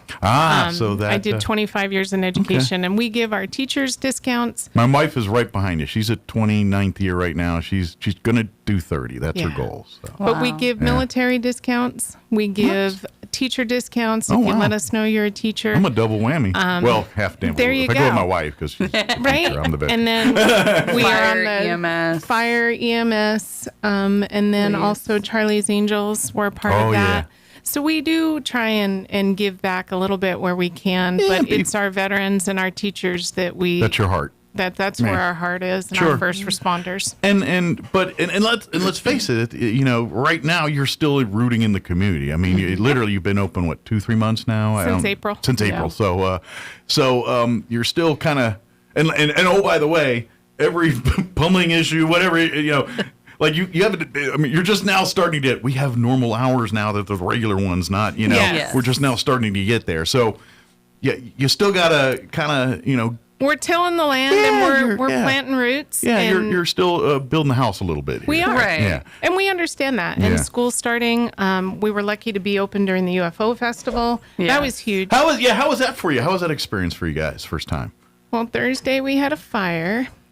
Friday we reopened. Well, it wasn't a fire. I mean, when you talk about one thing after another, Not good. It was a breaker panel in the Right. not the restaurant. It was the breaker panel, Yeah. but still, it shut us down for a couple hours. We recouped. We had an amazing weekend. We had an amazing weekend. It Good. was Well, so see, that's good. just it. Once all the kinks get worked out, the food's really good. I promise. Yes. That's gotta. Once the fires get out, and the plumbing stuff, doing What's what the it next does. shoe that's gonna drop? Yeah. Hopefully none. Hopefully not. Well, don't hold the beer moment because it will. Exactly. Yeah. But, What worse would we do? we're doing okay. And so we're looking forward to the air races. We think that's going to be that'll fun. But we're getting a lot of positive feedback on our dinner hours. Yes. That's a really big one What that are I've they? been seeing a lot. The fact that we're open 8 a.m. to 8 p.m. Thursday, Friday, and Saturday. Yeah. It kind of gives those, the bankers, the teachers, You can have a nice meal downtown here, after 6 p.m. It's kind of nice Right, sometimes, with those folks that don't get out of work until, 5, 6 o'clock. Yeah. They still have that time to come and try us out. Sure. And that's a big thing that we noticed when we rolled out our dinner hours was seeing more of the locals come in, the first timers. Yeah. And they're like, we are so happy that you're open for dinner, and the fact that we've integrated some of our lunch menu into our dinner menu as well, along with our brand new, exclusive, dinner items. Absolutely. We've gotten a lot of really good positive feedback look, just for being open later. A lot of times if you had their lunch menu, yes, you'll see a lot of, there'll be a few additions, but a lot of those favorites from lunch are also on that dinner menu. But also talk about what we're doing with game day. Oh, yeah. So there's a business called Game Day. Okay. Over off Sunset. It's the pool hall off of Sunset. Oh, okay. Yes. All right. So we started a pretty much daily catering job with them. So while they're over there that's- playing 9-ball or billiards, whatever, you're it's like, hey, come. Yeah. They have the arcade, they have the pool hall, and then they have darts, and they run tournaments out of there. But they have essentially a warming kitchen, concessions. And so now they got some of the best food in town right And now. so while now they're doing that. Yeah. we've been 4 or 5 nights a week, sometimes more. We're supplying them with food, and That's so very good. that's kind of fun. That's a whole different area of town and clientele that people are enjoying our food as well. Excellent. And by the way, too, like I said, it's a New Mexican restaurant, but there are some classic American, like if you want a burger or a sandwich or some fish or something like salad. that. Yeah. You've got not everything's Mexican-fied or New Mexican. Right. We have salmon. You got and someone on your menu that's not in Illinois. right. Yeah. We have the salmon, and we have the burgers, and our burgers are handmade. We don't just do delicious. a frozen yeah. one. We actually mix in the herbs and spices. One day I was like, I don't want all the chili and stuff. My stomach's not there, but give me a burger. And the burger's delicious. Yeah, it was great. Yeah. And then we do chicken and things like that. So it's been really good. Trust me, you're gonna, the first meal you have there, you're gonna be like, that's so good. Now, they're on the DoorDashes and all that, but for the first time for you to go eat Tia Sophia's, to give it a true, you got to eat it in the restaurant when it's freshly prepared right there. Everything. I mean, it's going to be delicious in your little star, but it's 20, 30 minutes, however minute long it took to get to you. It's not going to be the freshest way to have it. It's always that, that delivery time. Yeah. It's always the delivery come time. dine in, come sit down and enjoy a meal. And there's plenty of great seating you can accommodate. You got the big, large tables to accommodate big groups and everything in there too. And so we love to meet new people. So, what I always tell people is come in, introduce yourself, tell us how you found out about us, whether it be from seeing me on TikTok or Facebook. Follow you guys on. Instagram. I know Facebook. You have I know I'm on Facebook and I see that all the time. I don't know where else you're on social media. But, TikTok. We have a TikTok page. Okay, very good. We have an Instagram page. I'm the older one. She's more to TikTok. I'm like, I got the Facebook. That's me. Instagram, and I'm like, thank gosh we have somebody that's doing our socials for us. And yes, we call it the Facebook. So the Book of Face. Yeah. So I always encourage people, come in, introduce yourself, tell us how you found out about us, and I just stumble upon us. Yeah. And because we love to sit there and just chit chat and get to know who you are, Well, and this is part of a family business, and like you're not a chain making, you're here serving the people of Roswell, and so you want to hang out with the people of Roswell. And it's like, what do you? You know what? Let's be a part of the community. And we've grown a lot of good friendships with customers, and like Chuck, he's here. He comes in literally every day, sometimes twice a day, or when we're open for dinner, he's coming back for dinner, Nice. Sometimes he'll just stay and hang out the entire day. Nice. He'll roll silverware for us. Oh, yeah, he'll roll silverware for us. So he helps out. Put him to work. He'll even seat people for us, If we're busy. If we're busy. It's Chuck. Chuck. Now he starts going through. It's like, hey, I filled your section. Go ahead and get up. Pretty much. Then we have a problem. Yeah. And then we have another Charles that comes in. He tries to come in about every day, and he'll come for lunch and dinner. He was a customer up in Santa Fe for 20 years, then moved to Roswell. And he said that was one of the things he missed, was being able to go to Tia Sophia's. I gotta imagine he's looking at this as spiritual, like this is an omen. It was like, oh, he's got his own table. He gets upset at us if his table's taken when he comes in, but he'll begrudgingly sit somewhere else. If I have to be else. at his table when he gets there, you can bump me. That's Exactly. Okay. I'll be like, no, I'll give it up to that dude. Exactly. This is his mecca. But we truly are a family restaurant, and it's something that we want to see with longevity. Sure. With Casey, she's wanted to work in our restaurant since Nick and I got married. 10 years ago, Nick and I got married, and Casey was 5 years old. And she was like, when can I work in the restaurant? And we're like, well, when you're 14, because in New Mexico, family-run restaurant, you have to wait till you're 14. So every single year, we'd get together over the summer. That's our Christmas present to everybody, is we pay for a family vacation. And every year there would be this, I've got 5 years. Papu, I've got 5 years.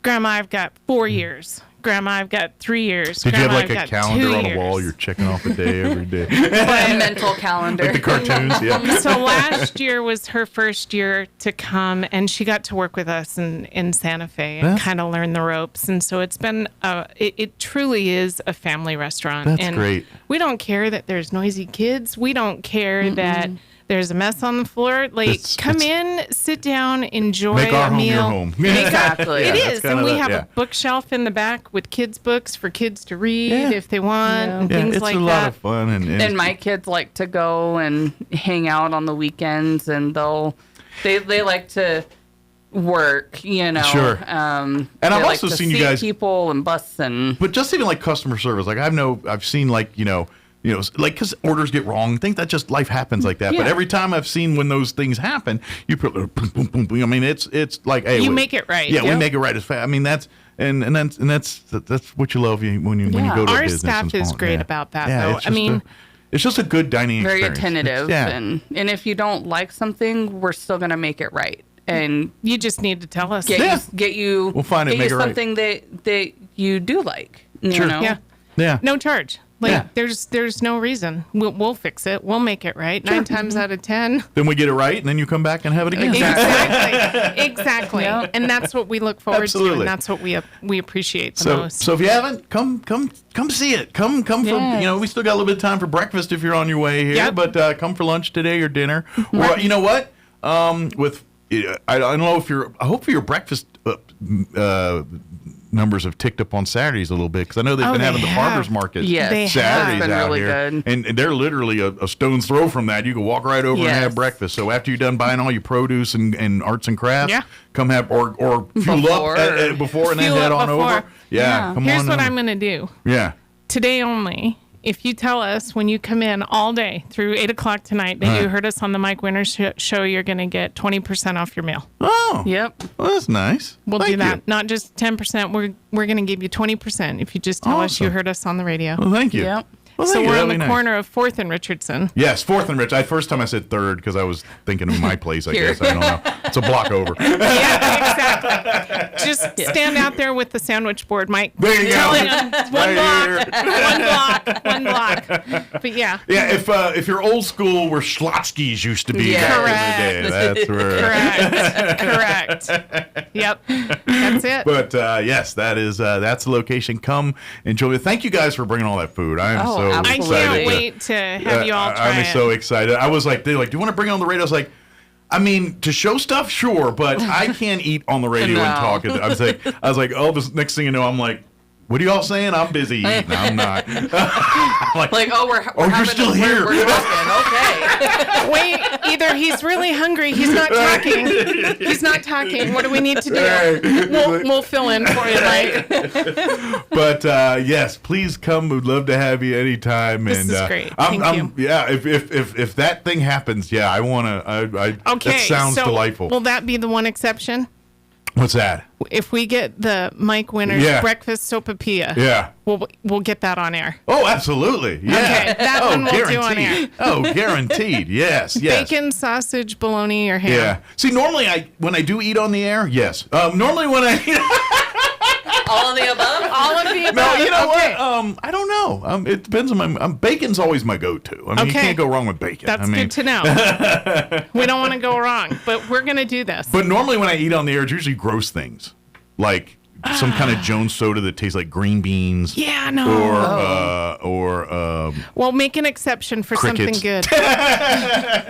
No. No, we do try a lot of funky things. Like the last thing I had that wasn't there a peanut butter something y'all did? Yeah, like well, we're going to try because we saw people on TikTok and all that doing it. It's peanut butter pickle sandwiches. Yeah, and you were trying to decide between sweet or dill. Yeah, and they were like down with it. I could get behind that. I'm thinking it might not be bad. I'm thinking I'm willing to try. I could get behind that. Okay, for that day, you tell me when it is. I will bring you a peanut butter and pickle stuff. That might be a bridge too far. I don't know. Sopapilla makes it any better.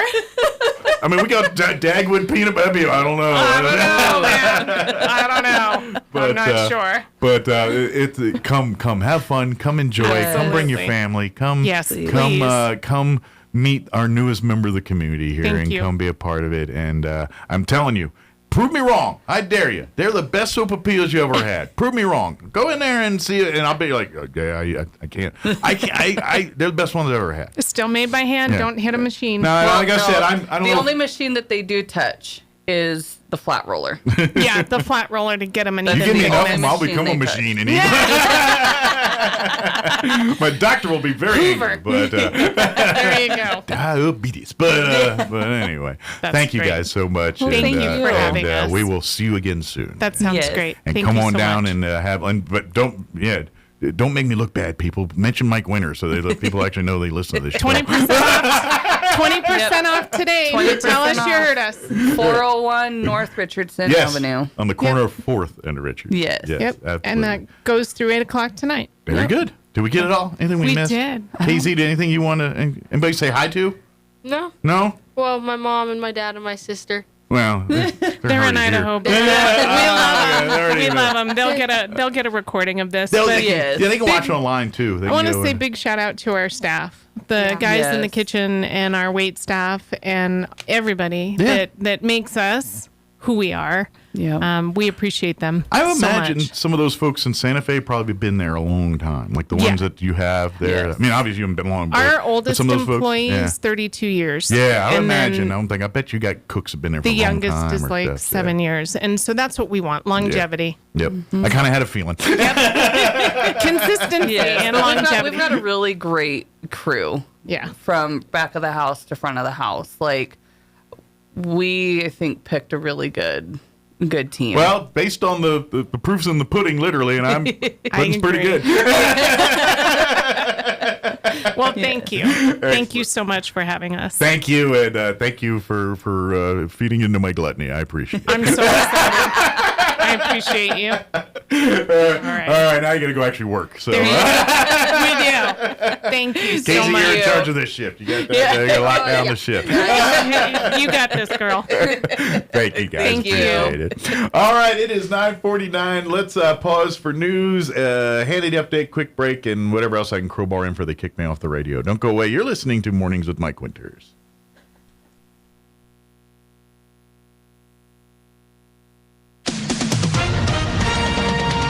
With SRN News, I'm Rich Thomason in Washington. A Senate committee has voted to hold Dr. Anthony Fauci in contempt of Congress and refer him to the Department of Justice for potential prosecution over his refusal to answer questions at a hearing on his handling of the COVID pandemic. And as part of their investigation, Senate investigators have obtained pertinent data from a Fauci cell phone. Wisconsin is next up, the latest state where the battle over the direction of the Democratic Party will play out. The state's gubernatorial primary is Tuesday, pitting a far-left Democratic socialist against a challenger endorsed by Governor Tony Evers. The U.S. and Iran agree. Both parties say that a deal is near on a crucial Mideast waterway, the Strait of Hormuz. On Wall Street, the Dow is trading higher while the Nasdaq is down a fraction. This is SRN News.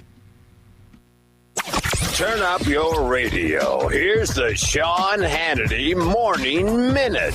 When I was at Lindsey Graham's memorial at the National Cathedral, where I did speak, I had an opportunity to meet with a number of very high-ranking, names you would recognize, Democrats in the U.S. Senate.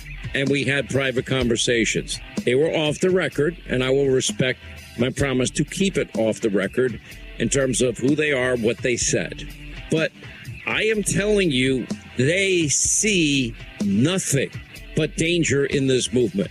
This is not the people they want to be associated with. And they're saying it, but they won't say it out loud. And as their silence is so deafening, now it's a danger. Check out the Sean Hannity radio show later today, right here. I know the headlines changed, the threats facing Israel and their survival, that does remain. Now, I know people move on story to story, news breaks fast, but for Israeli families, they continue to live with the reality of terrorism, uncertainty, and a fight for their survival. As Christians, I believe we are called to stand with our friends in Israel in their time of need. That's why I'm a proud supporter of the International Fellowship of Christians and Jews. Now, they are on the ground every day providing life-saving aid, humanitarian assistance for struggling families, and that means they are providing food and water and shelter and clothing and medications, but they can't do it without our support. Please join us in helping the International Fellowship of Christians and Jews. Please pray for them, first of all, and for protection and strength and a lasting peace. But whatever you can donate to help people in this hour of need is greatly, greatly appreciated. Go to their website. It's one word, prayifcj.org. That's prayifcj.org.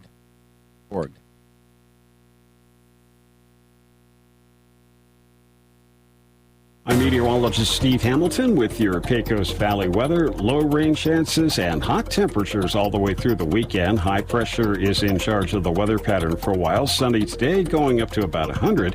Overnight, a few clouds and low 70s. We're right around the 100-degree mark again on Friday, and it looks like we'll stay sunny. Upper 90s and low 100s and sunny on Saturday. Right around 100 again on Sunday. We'll stay sunny. I'm meteorologist Steve Hamilton, and that's your latest forecast. At the Wall Street Business Report, I'm Rich Thomason.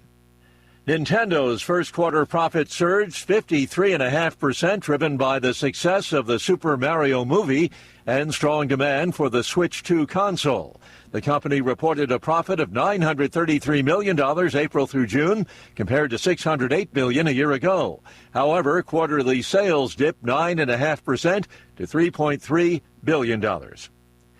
Disney's solid third quarter was driven by a $1 billion box office haul from Toy Story 5, as well as the draw of its U.S. theme parks, helping to offset continued weakness in international tourism. France is banning unsolicited telemarketing calls starting next week. It follows years of people's complaints. The new law aims to protect consumers from intrusive calls and fraud.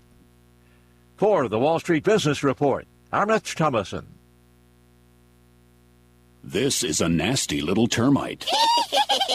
It loves nothing better than to eat your house, your subfloors, your walls, around your windows. And then they swarm around, taunting you. We're eating your house. We're eating your house. You'd like to kill them, wouldn't you? But you don't want trenches dug around your home, and you don't want holes in your foundation. That's where Dow AgroSciences and the Centricon Termite Colony Elimination System come to the rescue. The same system that protects the White House can help protect your house. An authorized operator strategically places Centricon stations around your house and then carefully monitors them for termites. If they're found, a professional inserts bait tube devices. The termites take the bait and they die. I feel like I'm dying. Kind of like that, only a lot more effective.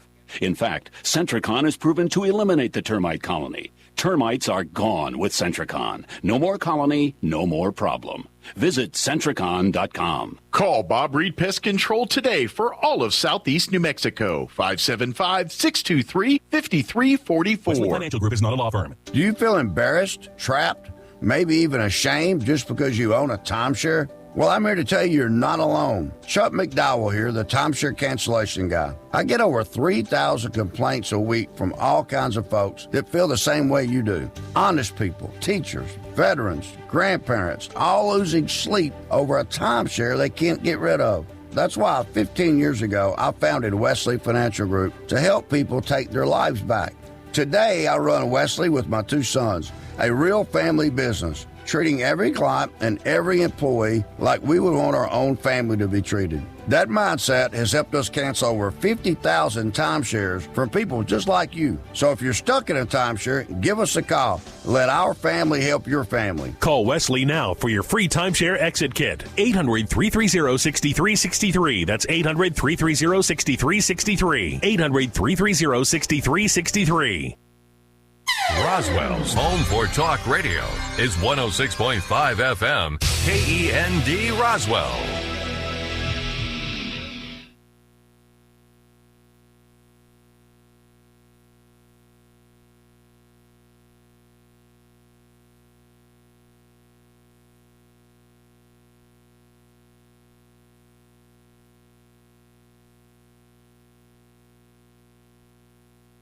Sorry about that. I was in the other room looking at all that food. I told you, you put it in front of him, he will get distracted. So that's we're pretty close to wrapping up the show here. We got about another 2-3 minutes here before they kick me off the radio. If you missed any part of today's show, I invite you to check it out at your leisure. In the 7 o'clock hour, we had a great conversation with Susie Mieland and also Tomasz Jankowski. They are doctors of Eastern New Mexico Medical Center. They host and conduct a stroke support group each month, and the next one will be coming up August 19th, and we have a great conversation with them talking about that and talking about resources for families dealing with stroke issues and things like that.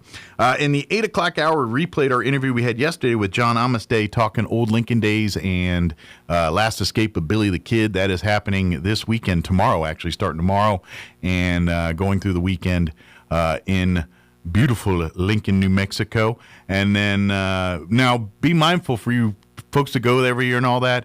A big difference this year in the pageant is they're only doing Friday and Saturday night performances of the Last Escape pageant this year. They've got rid of the Sunday for this year. So if you want to see the pageant, you've got 2 opportunities this year, not 3, 2, Friday night and Saturday night. Now, to be honest, those are the better performances. The night show is much cooler the day's nice and cool, but it's way cooler at night. But anyway, big note on that. And then, of course, just a few minutes ago, we had the ladies from Tia Sophia's join us, Vanessa, Courtney, and KZ, and had a great conversation with them. And the reason I was late back because I was looking at the food. I was like, I'm going to eat. I'm off air, but I didn't make it back in time. But I had a great conversation with them. What wonderful people. Go. I've eaten Tia Sophia's multiple times since they've been open, and I've had a delightful meal every time I've been there. And they're just good people. And go check them out. They're 1 block over from downtown here on 4th and Richardson. And so we had a great conversation with them. Again, you can go back. KSEPTV.com and catch those videos. After the show today, Jocelyn will separate those interviews from the main portion, and you'll be able to watch them there. You can also find those interviews on our 106.5 Roswell Talk FM Facebook wall. Like I said, Jocelyn will upload them. Give her about till about 11. We'll have those up there by then. So you'll find all those, and you can go check them out at your leisure. And then is tomorrow Friday? Tomorrow's Friday, man. I can't. My week's just going crazy here. So, and of course, we'll go on Friday. We're like two Fridays away from football, I think. Or is it 3? This Friday, and then I think, it's like 2 Fridays. Jeez. All right. I got to unwind. I'm going to go unwind with some Tia Sophia's. All right, that's going to do it for us. Thank you so much for allowing us to be a part of your day. Have an amazing day. We'll be back bright and early, 7 a.m. tomorrow.